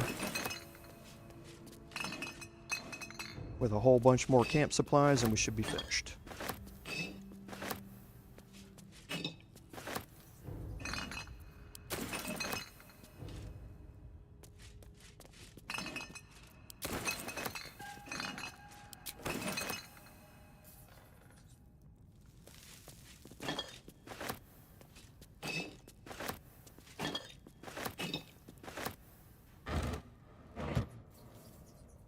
Okay. And now we can head out this door here, which takes us back to the dock. All right, time to skulk about. So we can send all of these off to camp. Free up all that carry weight. And now there's a lot more that we can explore and loot as far as crates and that sort of stuff go. Not exactly the most engaging gameplay. So looks like we've been here. Let me check our quests real quick. So lift the Shadow Curse, we know we need to continue that. Blade of Frontiers, we met with Mazora's projection. Okay, we completed this, and yeah, he died. So we do not, yeah, we have punished the wicked. Okay, so we went over and saw He Who Was. Okay, so we've explored this entire north half here. Now we're going to head down this way toward the Shadowed Battlefield waypoint. And we're going to explore some stuff on the way there. So we're going to actually, no, we'll just head directly there. Let me look at my action economy though. What's next, I wonder? No, we're going to go do a couple of other things before we go there. And then we'll take a long rest before we head out there. So we're going to head down south as soon as we cross the bridge. So let's just head up here. We'll cross the bridge. We're going to take a right and head to the south.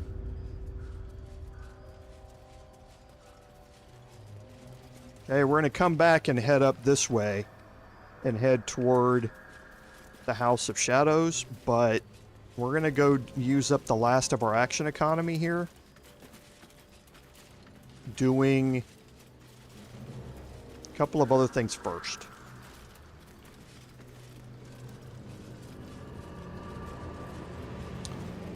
Okay, so you can see here we have a lot of dead tieflings. I put up a struggle. In vain.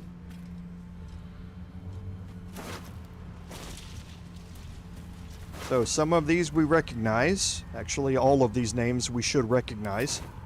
These are tieflings from the camp. My face protects me. And we want to just get this activated. The corpse has nothing to say.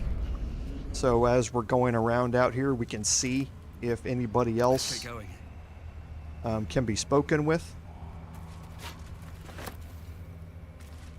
Okay, but there was a fight against cultists here.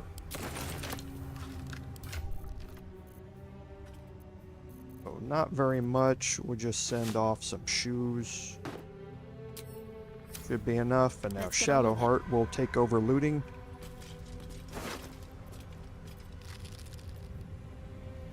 Okay, so some of these you know as anti-Ethel's, some of these are anti-Ethel's potions.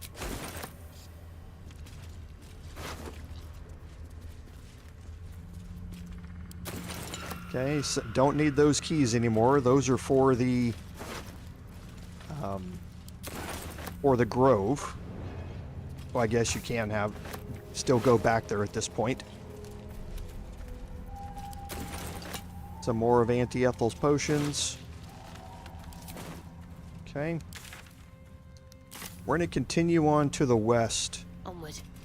Over here, and we're going to be getting ourselves into this area here.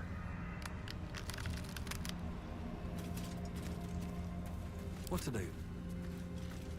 No, don't talk. Well, my day just improved. Did you want something?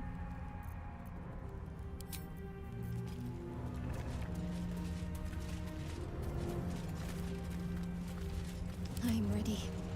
I'll grab that.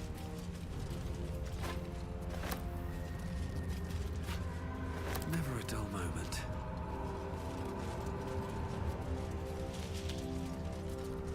Okay, so here I'm actually One day I'll catch going a to break. move back here a little bit more just in case. Normally is not a problem, but Have to keep going. okay. Time to press ahead.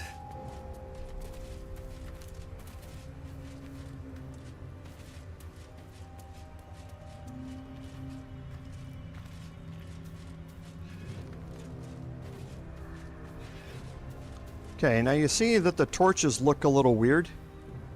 They have a continual flame buff. They have the light cantrip that has been cast on them.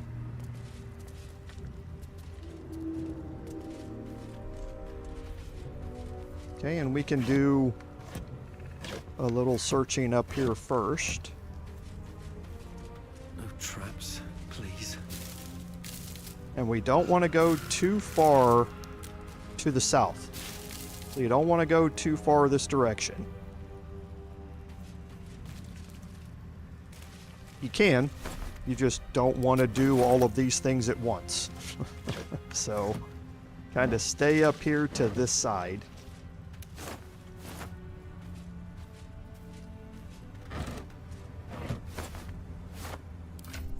Okay.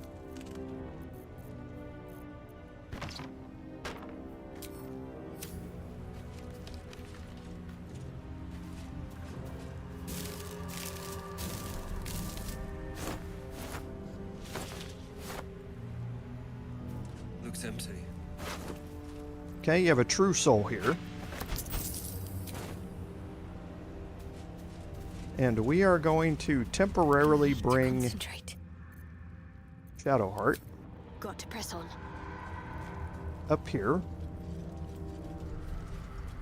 Because this is why we cast Speak with the Dead. To have it active, so you can instantly know that you can talk to her.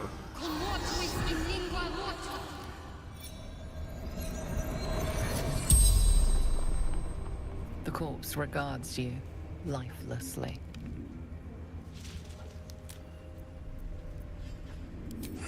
Unslaked hunger, unquenched thirst.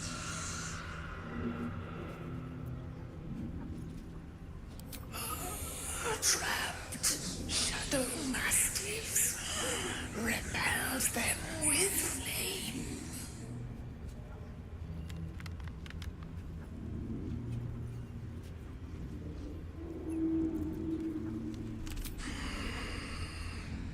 True soul of the absolute, Corbliss my name. So I had a glitched screen there. Didn't give me any options. You want to start selecting these. Spell, continual flame. Destroy torches. The spell's power wanes. You can ask no more questions.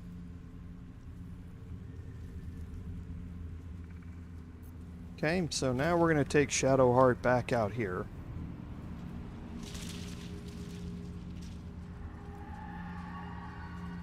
And the True Soul there gave you the hints as to how this encounter is going to go. That's the way. She told you that So that's she progress. died to shadow mastiffs, and that the flames, the torches, are what's keeping them at bay. So that's a good hint that if you destroy all the torches,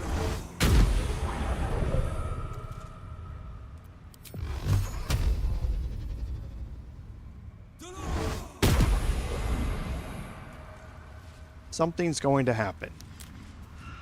And we are going to move back here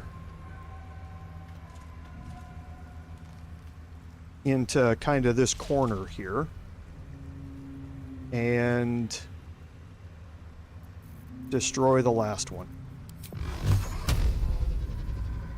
Actually, before I do that,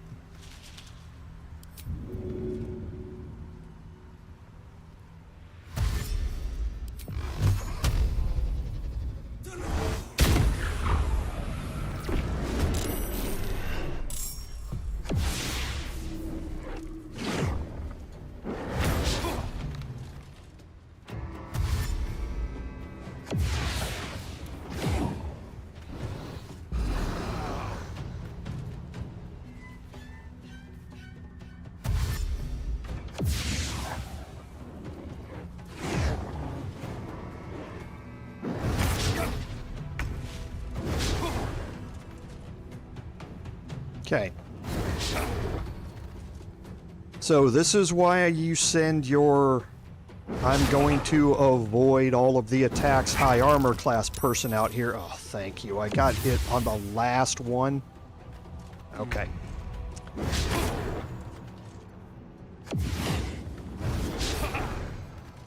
Why am I not passing that?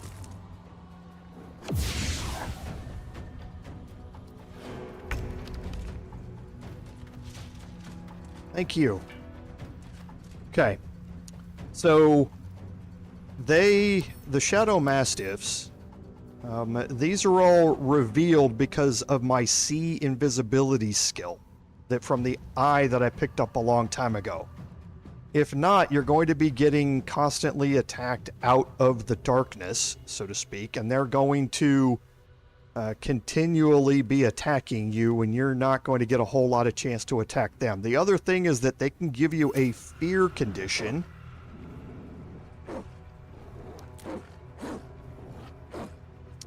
From where's the alpha? Okay, so yeah, that's the alpha.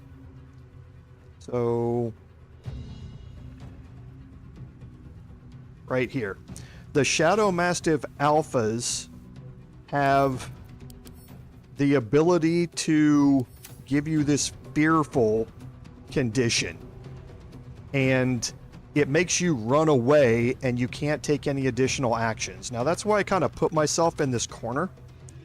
Because from here, you don't tend to run away out here. You tend to just run farther into this corner and you can't go anywhere, so you just stay here. You need to pass that saving throw to be able to take any actions. All right, so that's the first thing to know about this fight. The second is you saw that they're able to shadow teleport. So that's why you stand in this area over here, is so that when they come to you, they can't teleport directly on top of you. They have to teleport out here and then run to you. And then hopefully they might not be able to run away. Now the other two are out here in the darkness right now, but I need to focus down this alpha and try and kill him. And for that, I'm actually going to use a Searing Smite here. And I'm going to throw a Divine Smite on top of it, just to remove the alpha from the board. Because now I don't have to worry about being feared anymore. Now I'm going to get all of my regular attacks as we go. And when I'm just attacking these guys on my own, that's not a problem.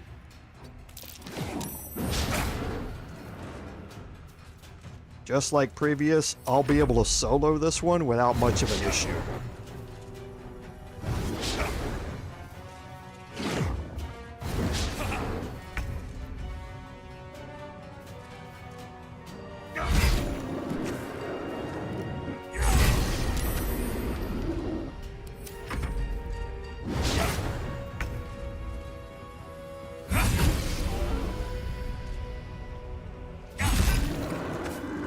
Okay.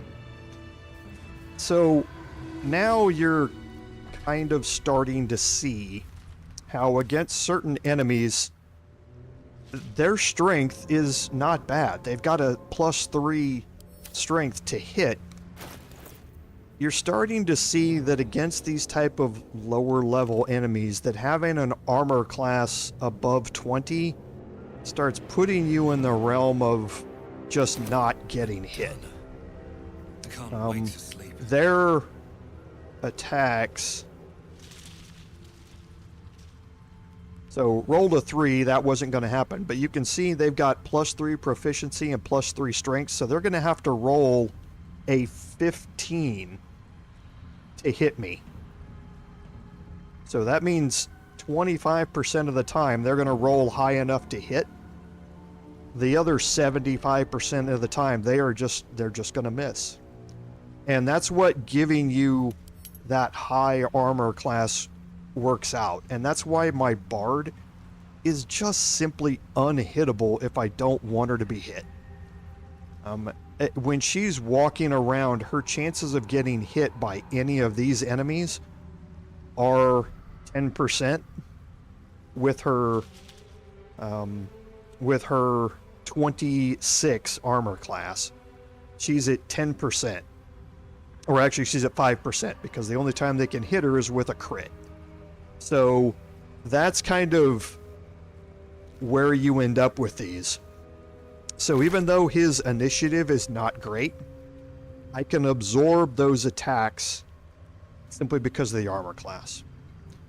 So here you pick up the Shadow Cloaked Ring. So this is a twofold ring. First, in that it's a monk-based thing. So your unarmed attacks deal an additional 1d4 damage against lightly or heavily obscured creatures. So again, if you're a monk standing in the darkness spell, you're always obscured. The enemies around you are always obscured, so it's just a flat additional 1d4 damage. However, it's also against creatures made of shadow. So all of the shadows and wraiths that you find here in Act 2 are going to be susceptible to this. Okay, so the Ring of Free Action I don't necessarily need anymore. And I can put the Shadow Cloaked Ring in its place for times when I know I'm going up against shadows. However, and I'm going to be dealing with that here in a second. So that's why I'm making the change. Because we are going to go down here. We're not going to get it in this encounter. But we're going to have this encounter here first. So again, I'm going to take a potion and just get myself up a little bit here. And I'm going to go into hiding.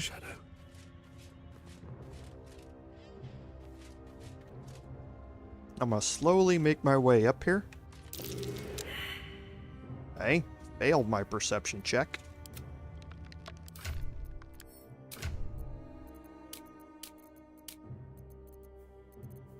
+5 on Shadowheart. Okay, so we'll temporarily again bring Shadowheart up here. Just to try and pass the perception check. I could go into this without it. I just prefer not to. None shall see me.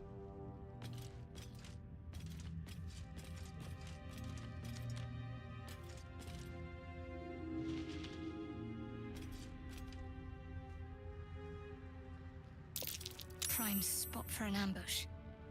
Okay. So you get the perception check right before you walk into their detection cones. And now you can see we have Meazels out here, and I believe there's 4 of them. 1, 2, 3, and 4. Okay, if you examine them, they're humanoids, so hold person works here. So, and they are ambushing me. They have another little special that goes along with it, but it's not really a big deal. And I'm going to move back here. Should have worn better boots. Okay, I'm going to take my last short rest. Take the edge off.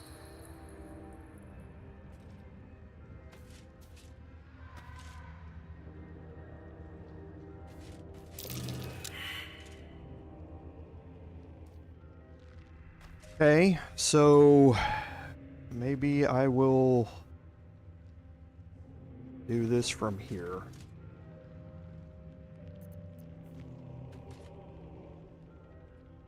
Hey, I think if I do this, I'm probably going to be seen.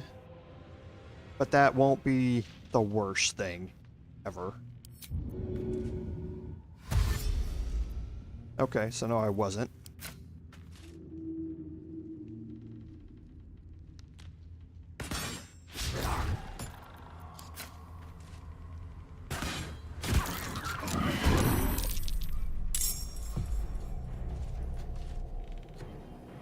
Okay, so they're surprised.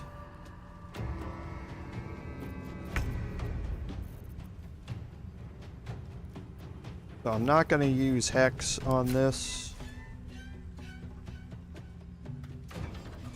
So, yeah, because they're higher hit points, so I'm going to soak that up.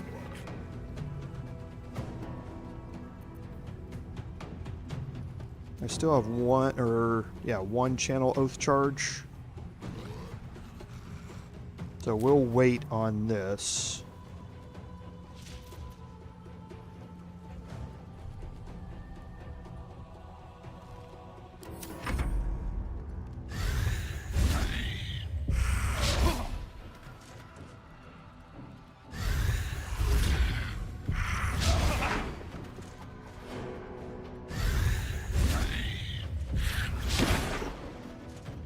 Okay, and you can see they're using an ability called Garrote. Okay. The Garrote ability does a good amount of damage. It's 3d6, but you also start garroting the creature for 10 turns, and that means that you're silenced and you take 3d6 bludgeoning damage per turn. Okay, so it's kind of like a witch bolt thing, where it's going to constantly renew its damage every time, but you're silenced as well, and that applies to my Divine Smites. Okay, so I need to make sure that I try and clear these out here, and coincidentally enough, I'm going to go after this one first. The reason I'm going to do that is because of the detection cones. So I'm going to again drop a smite here.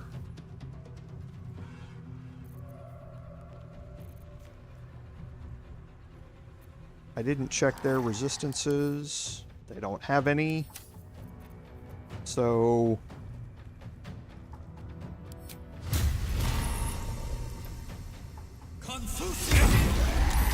oh, just go away.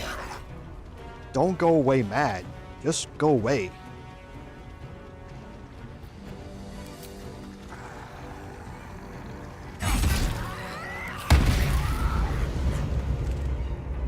Okay, so now before I end my turn, I'm going to see what the detection cones look like here. Move unseen. With Astarion.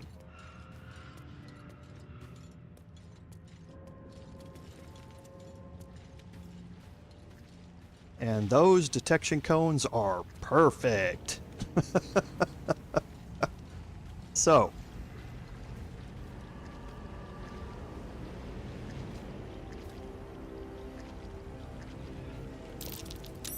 That's curious.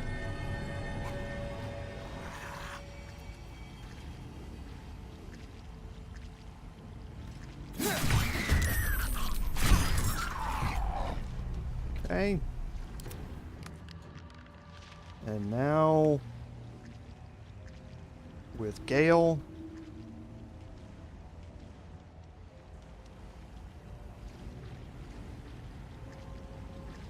I'm going to put Gale behind Astarion here.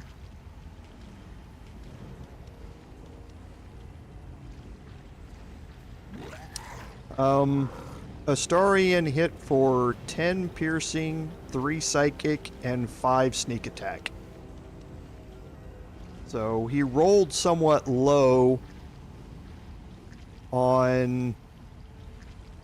His initial damage roll was good. The psychic damage was good, but his sneak attack was a little low. Okay.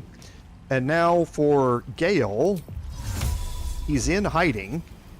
I'm going to drop Darkness on top of everybody, including Gale. And again, Gale stays in hiding. So he's not going to be attacked. I have to survive this. No time to die. So normally you prefer not to have your wizard up close and personal with anybody. But if you can manage to get in there and cast yourself inside darkness and everybody else is blinded, then they can't see you when you cast it, and you end up staying hidden. Okay, now expected, as soon as she comes into the darkness, she's going to be exposed. So done here. Astarion now has his full turn because, again, as part of his Dread Ambusher, his action and bonus action completely refresh. So now we can just work on whatever's left here. So I'm just going to use a regular... He's also got his offhand crossbow he could use here. Oh, not inside that he doesn't. So again, his advantage and disadvantage are offsetting each other here. So this one's threatened, so I should get a call for sneak attack damage. Oh, I can only use it once per turn. That's why. And then my Dread Ambusher melee pops up, and I get that third attack.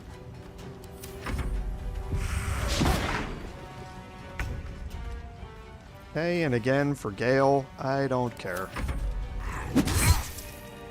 Okay, so rolled a 17. Not a whole lot I can do against a 17.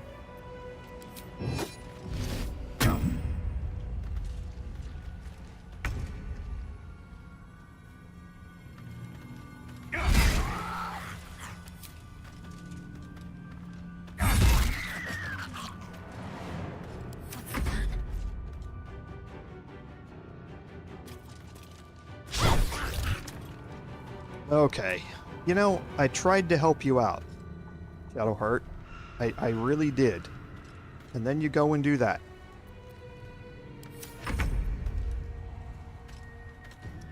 Gale's like, fine.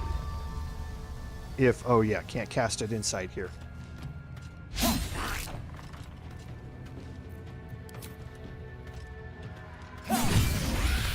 Okay, and there's his crit. He actually rolled a 20 that time. The dice roll in my favor.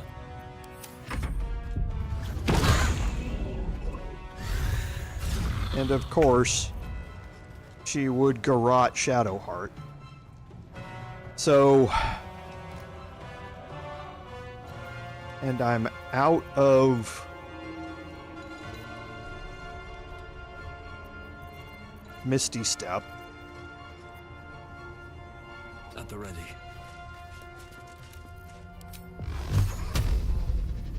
Let's make sure we're not pushing him farther away. We're not, but it might be glitched. Yeah.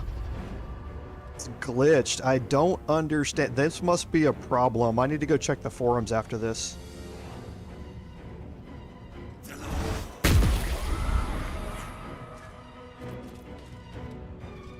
Let's finish this.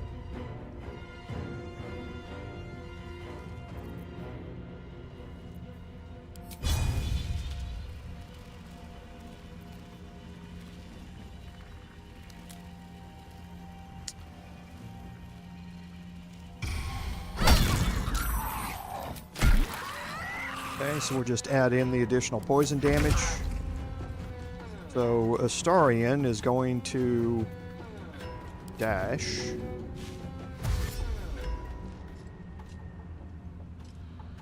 Be quick.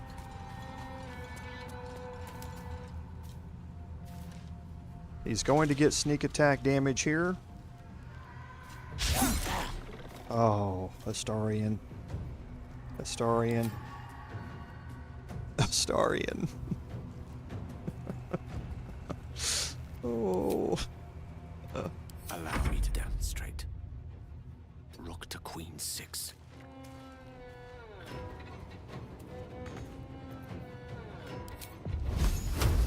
So he's going to have advantage on all these because he's still in hiding. Okay.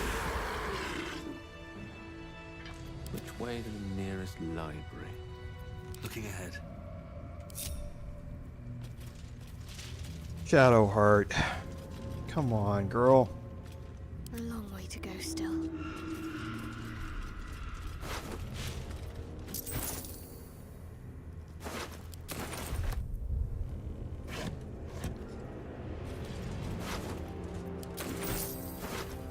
And there's the rope that they were using to garrote me. Onward. Ever onward. A nice touch by Larian to add that into the loot table.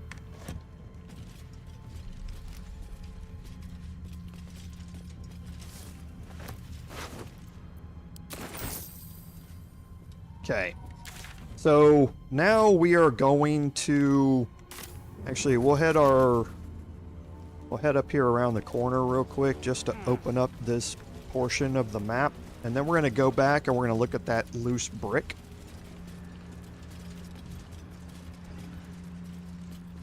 And then we're going to take a long rest. Because we're going to go end this with a fairly fun encounter. Telling you, the darkness spell is seriously underappreciated. Seriously underappreciated.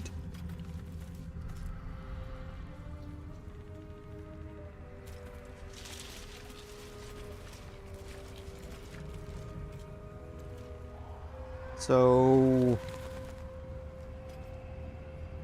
it was here, wasn't it? The loose brick that we perceived when we first approached this?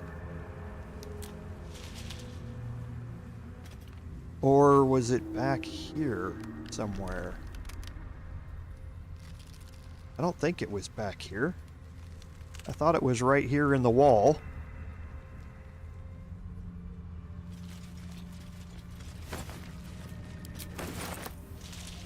Okay.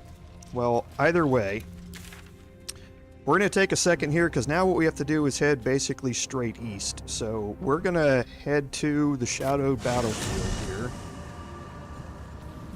We're going to get ready to head up here. Okay. But before we do that, we're going to take our long rest. Yeah, repelling blast can't be toggled off. Okay. Thanks, Eric. Astarion caught it when going into combat at that choke point. That's what I thought. So I'll go take a look at it on the way. So we're going to quickly go through our conversations here. Speak quickly. Okay, so nothing here. Why do I only have 3 people over here? Where's Gale?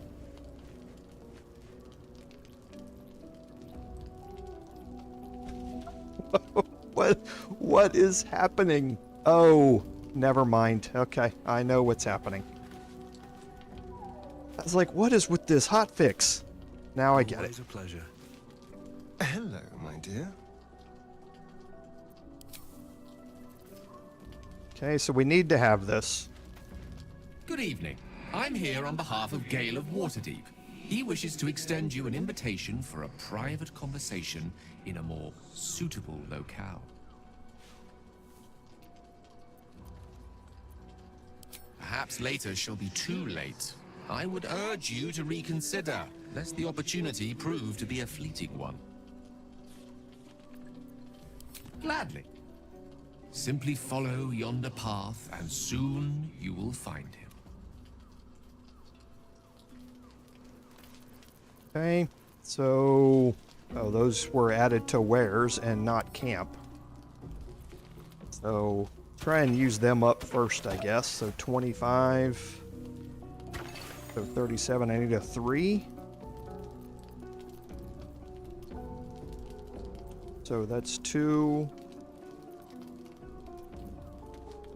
Go.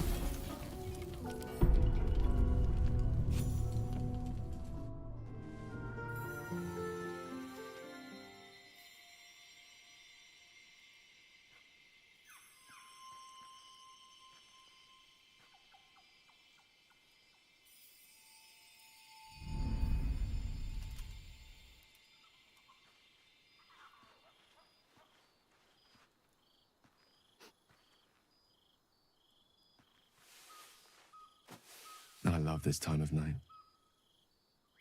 There's an almost reverent silence that accompanies the peak of darkness, when you'd almost believe the dawn will never break.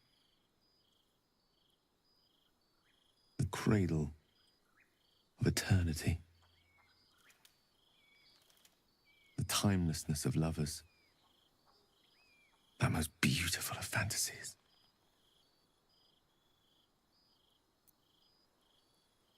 I will be. Soon.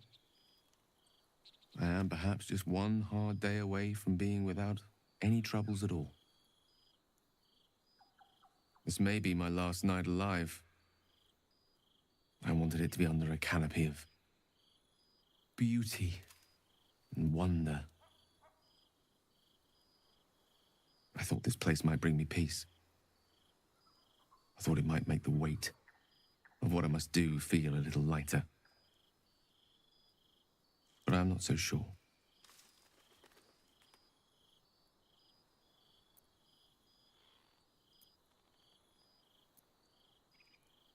Babe or crone, coward or hero, death is assured.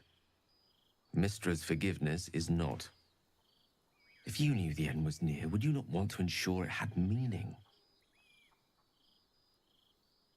I am terrified. I will not claim otherwise. My face could scarcely conceal it, even if my words sought to deny it. There is no point in running from the inevitable. Better to meet it on my own terms.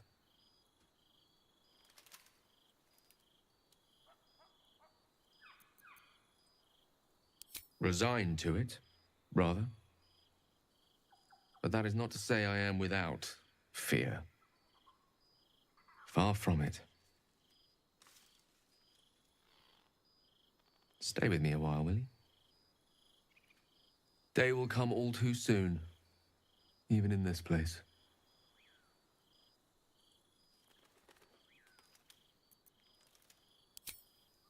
Yes, but there is so much to live for and so few moments in which to house it all. Damn you. Damn you for giving me so much to care about. Our friends, our adventures. This would have been so much easier if it was just me. But it isn't. If there is a way, any way, to save all that's grown dear to me, I want to seize it. I just cannot fathom what that might be, other than to fail Mystra and condemn the world. Stay with me, will you? I don't want to think of it anymore, but I don't want to be alone either.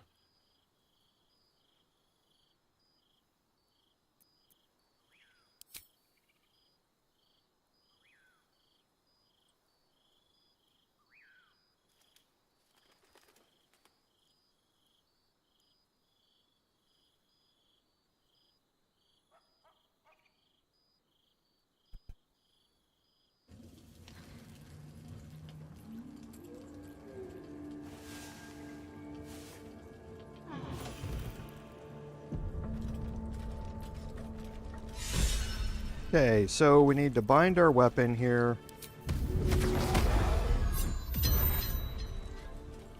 Hey, we can still go around and have the last of our conversations, though, too. Should mind my step. I was hoping you'd come to chat.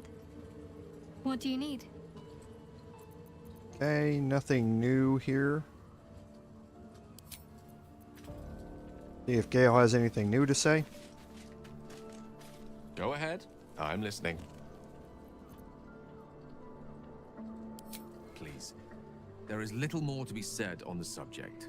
The best thing you and I can do is march on towards whatever awaits us. The end may be close. Time to reap what we have sown. Okay. So we can... Also, it's probably time to open this up to a fourth here. Okay, I really need to respec my paladin.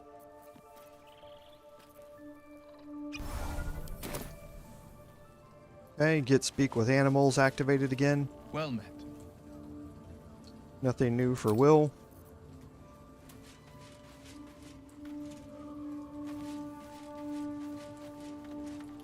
We already talked with Lae'zel.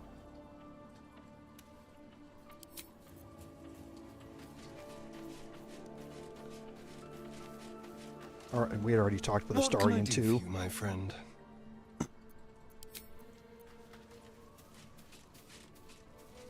And last is Halsin down here. Wait a minute.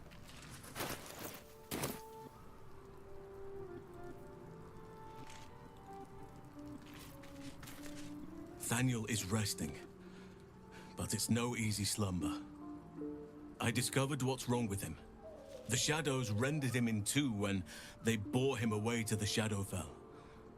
Half of his essence remained here, amidst the curse. What stayed behind would have been the strongest part of him. But after all these years left in the darkness, corruption must have taken hold. It's both simple and not. We need to find Thaniel's missing half and make him whole again. Only the missing half may not come willingly. The curse will have sunk its tendrils deep, twisting Thaniel's essence into something else. No matter how it's been twisted by the shadows, it is still part of Thaniel's essence. It will resemble him somehow and may show signs of his power. Look for signs of life in the darkness, wildflowers where everything else is dead. The curse cannot subdue the power Thaniel bears. Not entirely. In fact, I saw just the sort before, not long after we first came within reach of the Shadow Curse. Fool that I am, I did not grasp their significance at the time.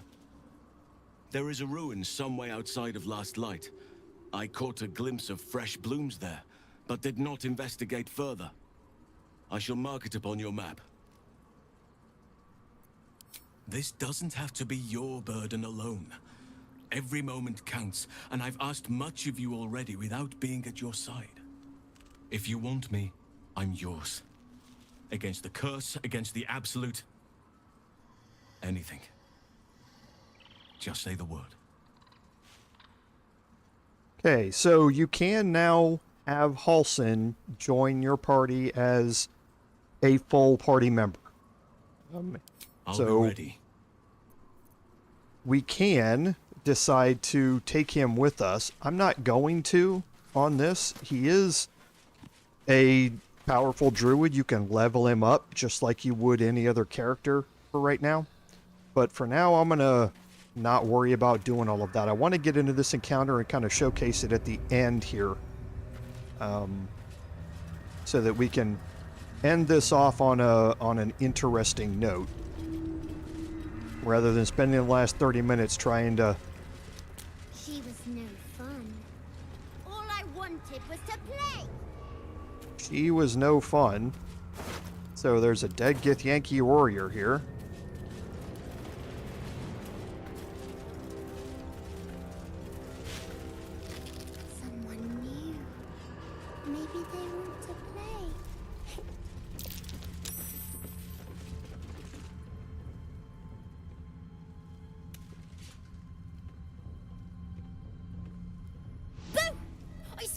I saw it! Nobody beats me at hide and seek.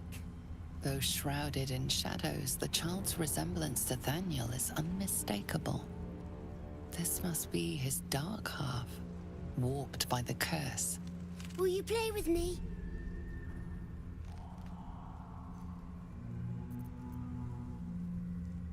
Spoil sport. I'm not going back. I like it here. I've made a family for myself. I get to play all the time.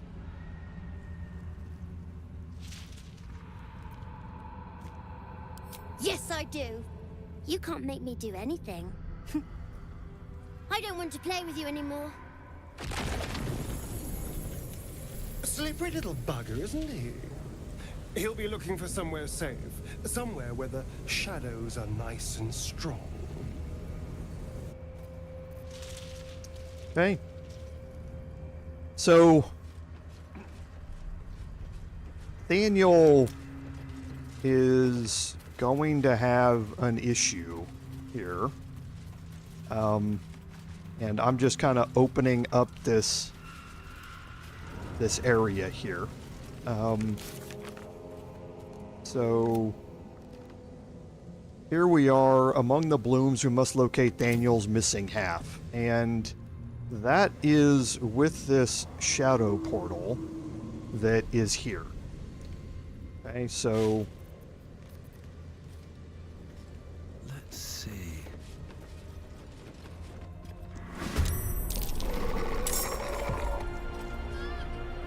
Okay, so you instantly get dropped into the fight. Daniel is up here. He's encased in a night dome that has 300 hit points. And Mummy and Daddy are here. So Daniel has made friends, I guess you could say, with the shadows. So his darker half here has got some friends. So wraiths, we've looked at wraiths before. They're going to be resistant to a lot of your physical damages. They're going to be resistant to a lot of your base elemental and completely immune to poison and necrotic. They are, however, going to be very, very susceptible to light or radiant type damage. But right now, with Astarion going first and Gale going second, that's so good. We are going to start laying this out. And I'm going to start this off with a ranged attack here.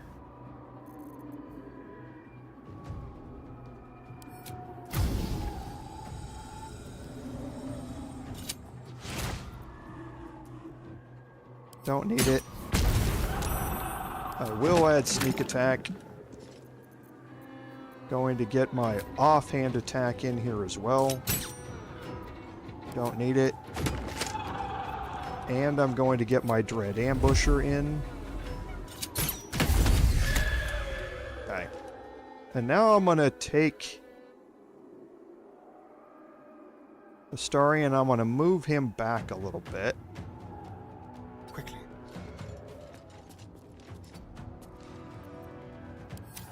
I'll make my own fun if I have to. And my own friends.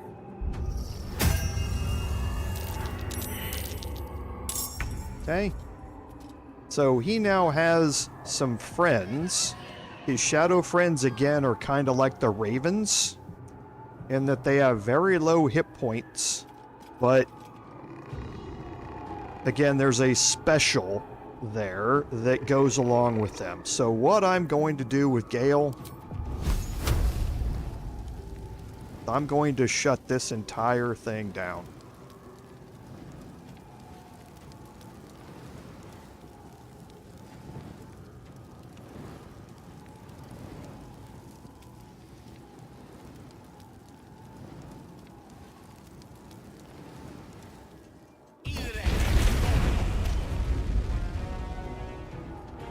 Okay, and now I'm going to take Gale and I'm just going to move him back away from everything. What's important is Wall of Fire staying active here, and him being moved back is not going to protect him entirely. You're going to see why that is.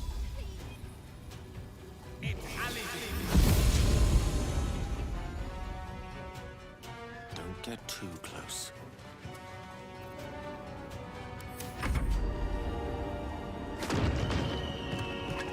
Okay, and you see what's happening as they die. Because now the Shadow Dome is taking damage. So every time one of these enemies dies, the Shadow Dome is hurt by it. And that's what you're trying to do, is you're trying to just kill whatever's out here. On I go. I don't know. Oh, that's going to work perfect.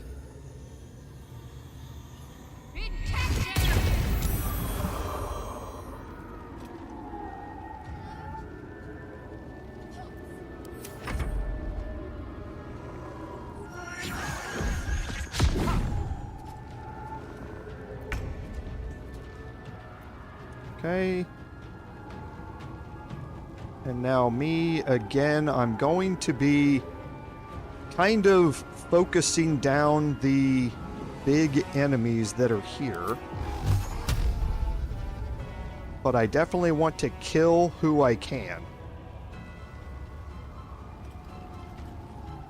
And let's take our bonus action here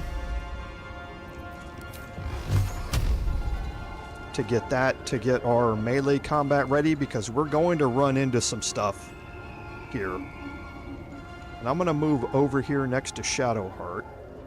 Can't slow down.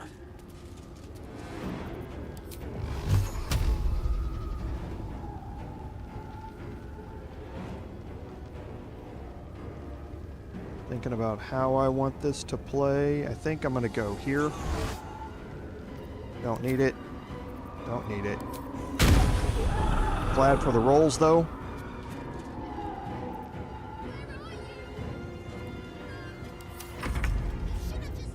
Okay, now we'll see if we can get Astarion here. I'll teach you a lesson. Just you watch.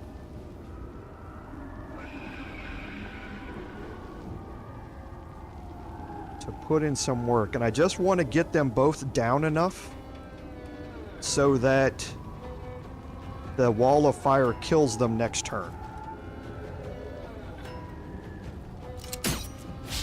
Oh, I didn't need that, Astarion.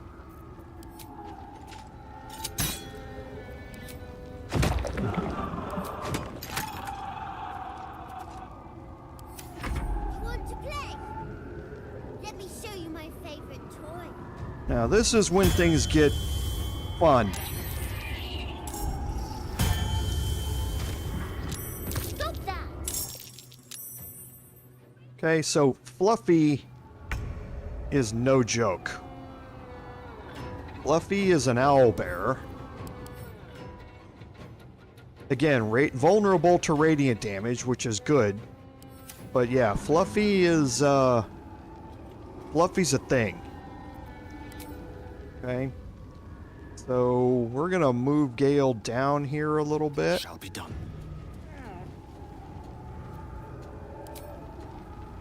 And see, now this is an evocation spell. Okay, so just a little bit too far. Okay, that's fine, not too worried about it. I'm gonna leave Gale out of this turn. I'm gonna put him into hiding though. This has to be frowned upon. Okay, to keep him from being the center of attention here. Again, the wall of fire is what's going to save my life here.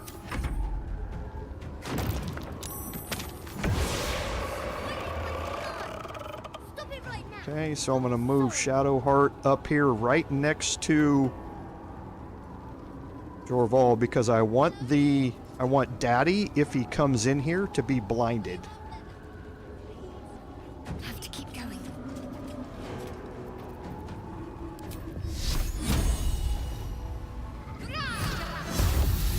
Perfect. Still on my feet. We'll move right over here next to Shadowheart.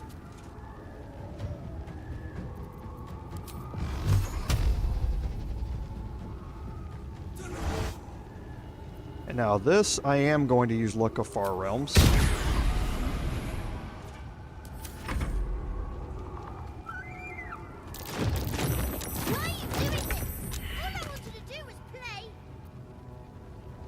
Okay, so you see it's only got 47 left, so all we really have to do is kill Plushie here.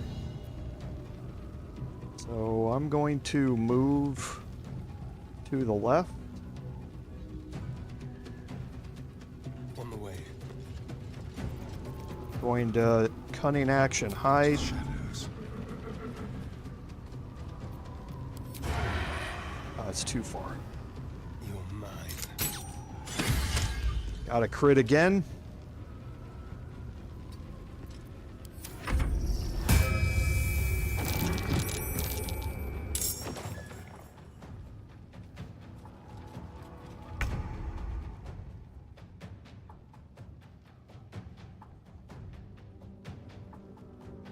I don't think I've ever noticed that before.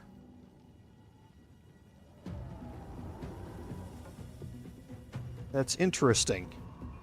Okay, I guess I've always gone into this area after already done, or maybe I've just never walked this far back. It's, just so you know, we're over on the far side of the river now. Okay, there is an area here in the center, which is where we're fighting. And yes, Arabella is over here. This is going to be part of another side quest that we're going to pick up. I've just, I guess, never retreated back this far to see her there.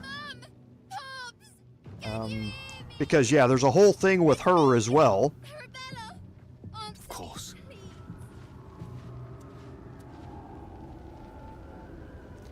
So I really don't want Gale to be seen here. We're just going to end his turn. We'll upcast this. Why couldn't you just leave me alone? Why can't I just stay here playing? I had everything I've ever wanted, right here! And you've ruined it. I'm not leaving. You can't make me.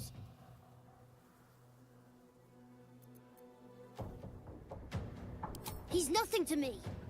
He left me here all this time. I had to do everything for myself. Even when it was scary, even when I was alone. I didn't give up.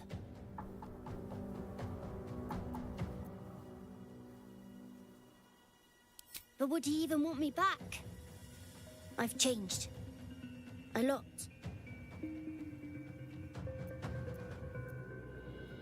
So I wouldn't have to make up friends to play with anymore. I'd have someone real. I'd like that. And he would too, I think. All right, I'll do it. I want to do it. Bye. And thank you for playing with me.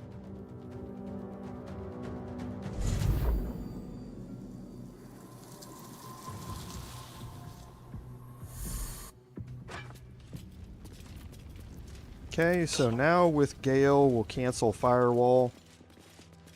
No one back home will ever That believe spell is one of the keys to that, because you can't walk through here. So as long as you cast it from one side all the way across to the other, if anybody wants to reach you, they have to cross it to get to you. And that keeps all of his little shadow friends away from you, so you don't have to worry about them. All right? So now we're over here on this side, and Arabella's here. I guess we could do this. Say something. Anything. Mum? Where are you? Mum?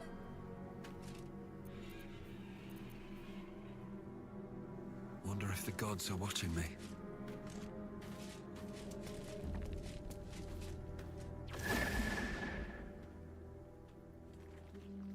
Hey!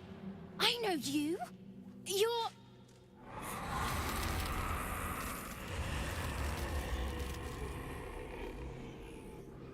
Twist 'em up.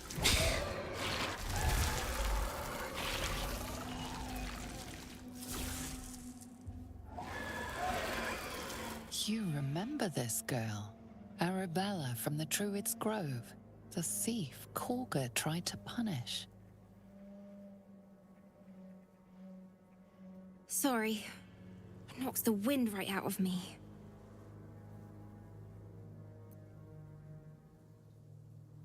That druid idol I took? It changed me.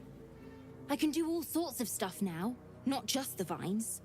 I think real hard and say some loud words, and then it happens. Mostly.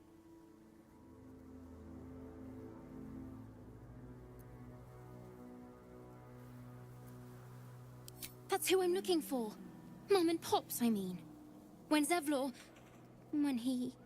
Well... There was an ambush. Mum yelled, "Run!" So we ran. I could hear him running behind me. Till I couldn't. Still can't find him. But I bet you can. You'll help me, I just know it. Thanks, mister. I knew you'd help me again. The vines won't last forever. I don't suppose I can stay with you. Just till you find Mum and Pops. I won't be any trouble, I swear it. Oh, thanks. You're the best. So you send Mum and Pops there. I'll be waiting, hero man. Okay, so we do have a couple of shadows here. Try me.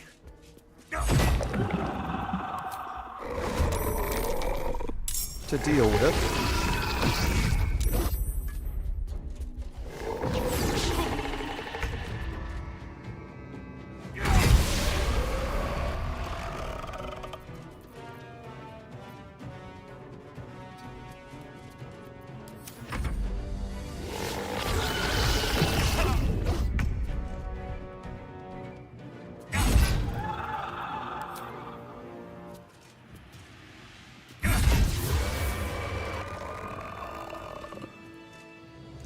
Okay, and again, strength drain.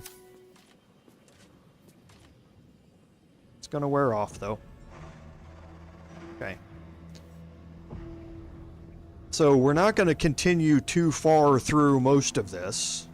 Like I say, we're over on the western half of the river in the city here, so we're going to kind of keep everybody softer than a whisper together here.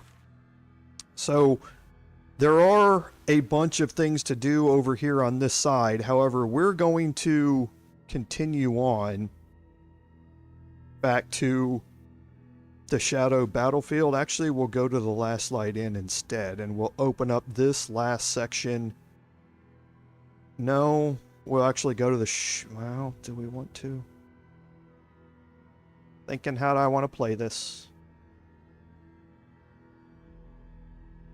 Yeah, we'll go to the Last Light Inn instead. You can kind of cheese this.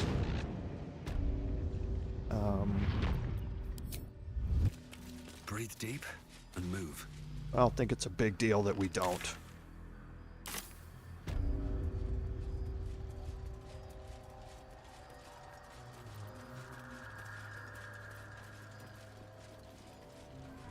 And yeah, you can certainly use Shadowheart in that. The only thing that I don't like about Shadowheart is that if she's the one with Spirit Guardians in front of her, so if she does get hit, you know, she doesn't have enough to kill the wraiths when they're coming toward her. So if they both attack her and she gets hit and loses her concentration, then Spirit Guardians goes with it, and she has to renew it. So that's the only reason that I tend to go with Gale there, is because I can move him all the way to the back and get him kind of out of the way of everything. But yeah, there are a bunch of different ways to play it. Okay, so you can see we have some detection cones up here. And I'm going to break the group here. Whoops. Be cautious. Yeah, true. Yeah, if you have Hunger of Hadar or something like that, that can be very useful on Will as well. You can see we have Shadow Cursed Vine Blights up here, and we have something. We can't see it yet entirely, but we have some plants up here. I brought something to help deal with that. So the Exterminator's Axe deals 1d6 fire damage to plants, insects, or small creatures. That goes along with it. I also have... Oh, and I brought along Blight, which plants take maximum damage from this spell and have disadvantage on the saving throw. It's my level 4 spell. I've got one of those spell slots left, so I was saving it for this. And we are going to need it.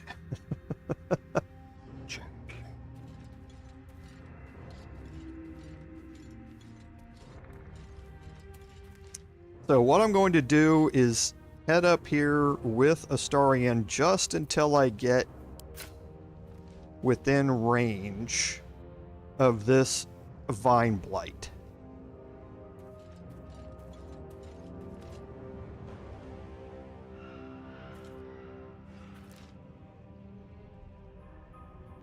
Prefer not to have disadvantage on this. Here we go.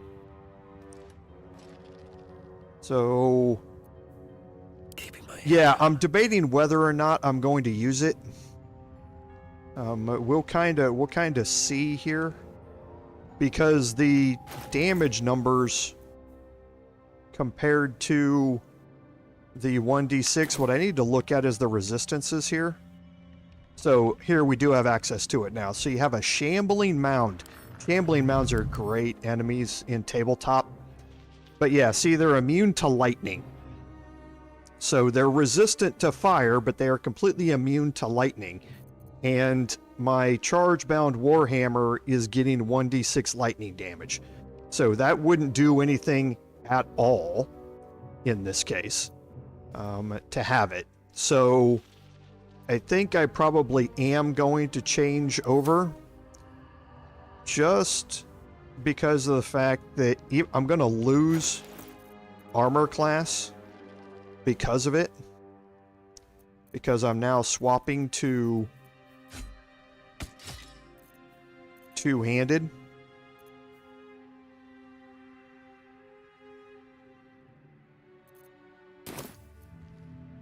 But I think I'm going to make the change. And again, as Eric said, we'll bind the weapon.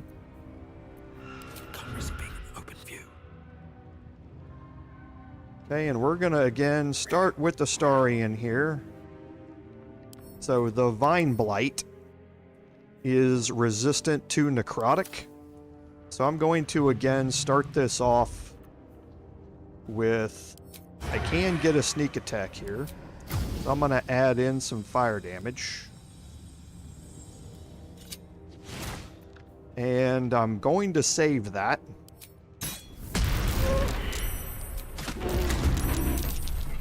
Okay, and you can see it's not just the Shambling Mound. There are a bunch of things up here that are all ready to take a bite out of us. So I'm going to throw in Hunter's Mark.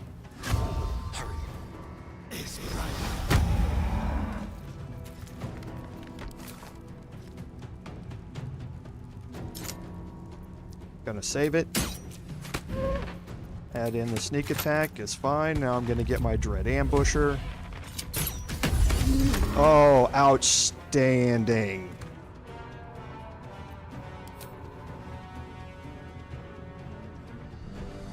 $27 force damage.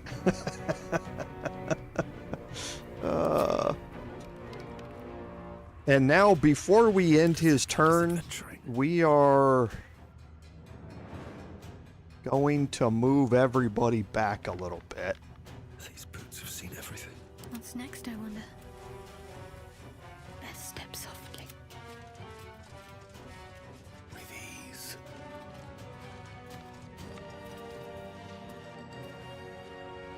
Because we have two ways that we can approach that site. We have a way here, and we have a way back here. I'm going to bring Astarion back this way.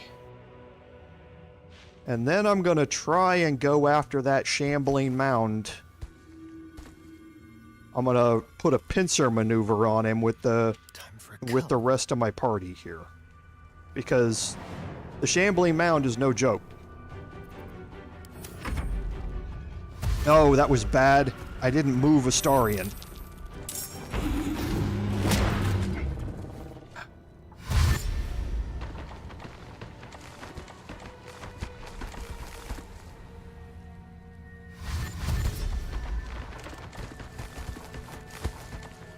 Oh man, they're just all grouped up. Save. Oh no. I've made a huge mistake not moving Astarion, and now Astarion is dead. So...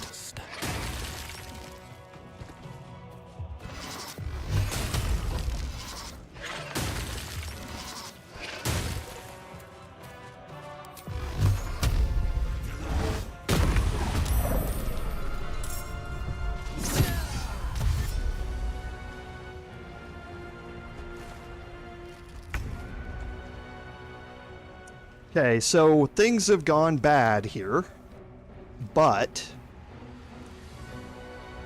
the good news is that these guys are all still bundled up here, and I can take advantage of that. Much depends on whether or not I can kill this Harper, though, because the detection cones end right here.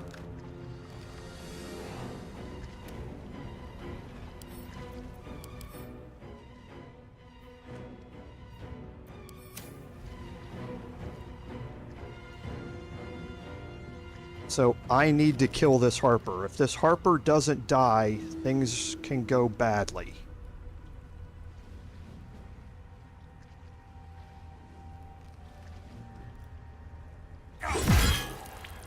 Yes, that's exactly what's going to happen, Jerry.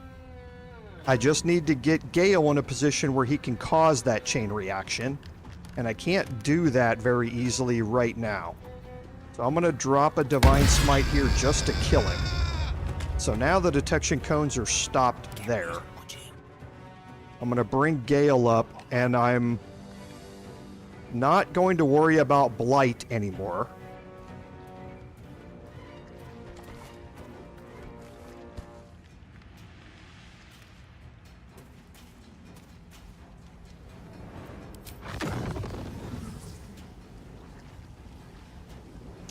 Okay, so for him to land that, he'd have to move all the way up to there. Let's just verify that.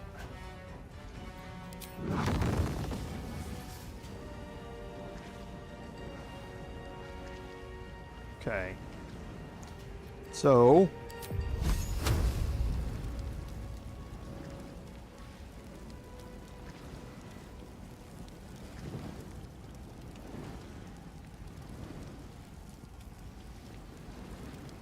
Nope.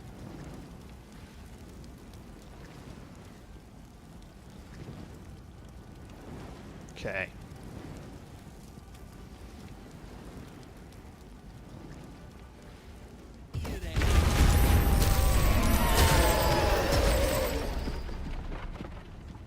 Okay, so that took out all of the needle blights except for one, or except for this vine blight. Took off 40 or so of him, and he's frightened, so he's locked in place.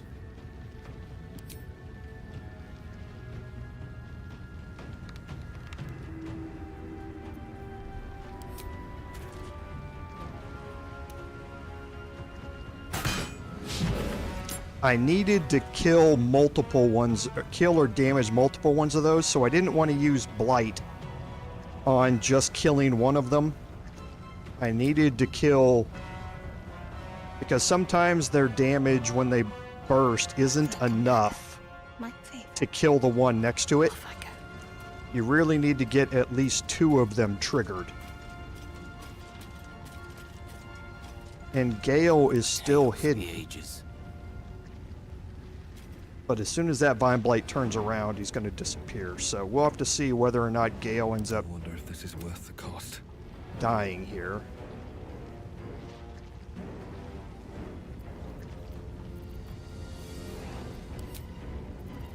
Okay, so at this point,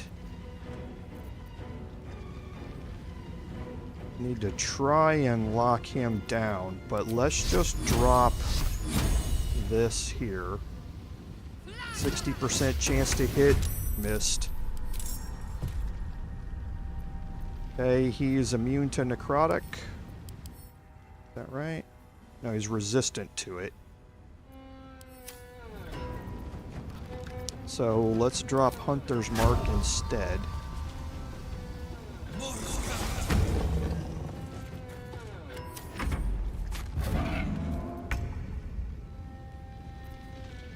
Okay, so now Gale is going to start moving back. I want Wall of Fire to stay intact. Outflank, outsmart.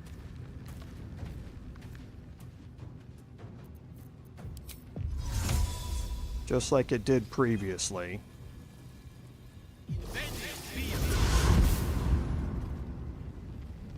Okay. I won't give in. And now for me, I want to try and move back as well. I want the Shambling Mound to continue moving through the Wall of Fire here. So I'm just going to get in.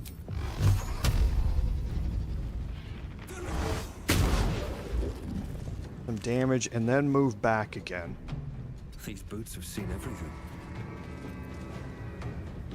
Talk to me. We'll try again. Okay. And then we'll move Shadowheart back. Because what I don't want to have happen is I don't want the Shambling Mound dragging me back in with that stupid whip thing it has. And he's looking around for Gale.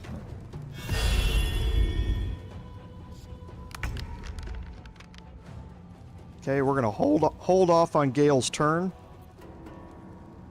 No choice but to keep going. His detection cones are going the opposite way.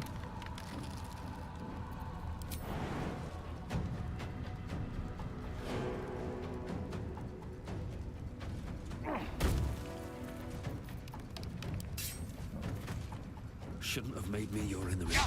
Oh, you're killing me, Smalls. That was my advantage attack. Because of Guiding Bolt, and he missed it.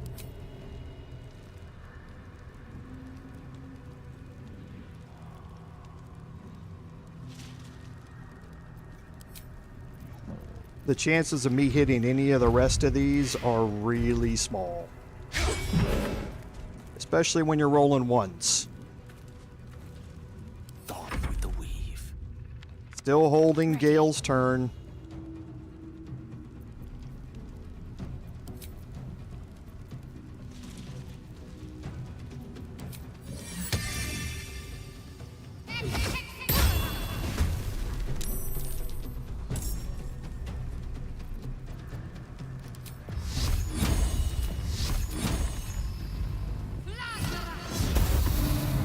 Oh, that was 52. Shadowheart, you're playing the fool a lot of times, and then you come in clutch. So now Gale should have a very good chance of ending this.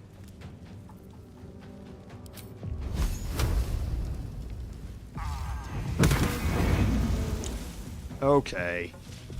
I rolled a 2. Come on.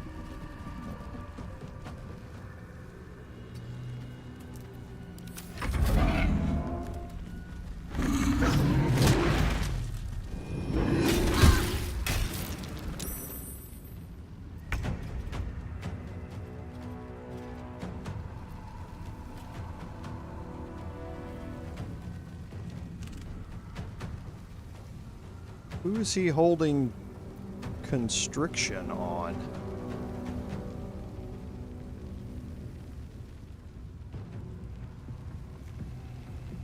I wonder if he's still holding constriction on a dead Astarion.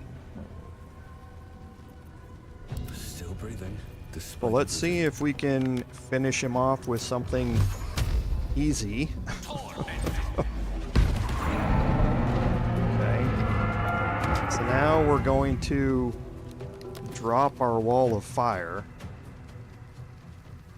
Step by step. Sometimes the only way out is through.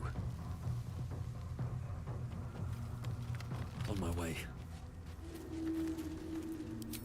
Don't think it's within range. It's not. Got to focus.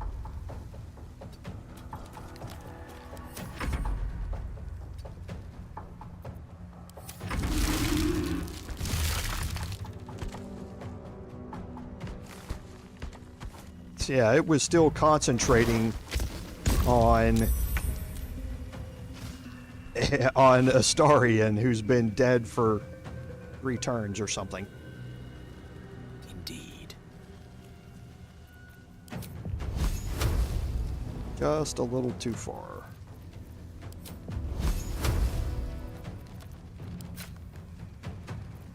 Okay. Time to push my luck again.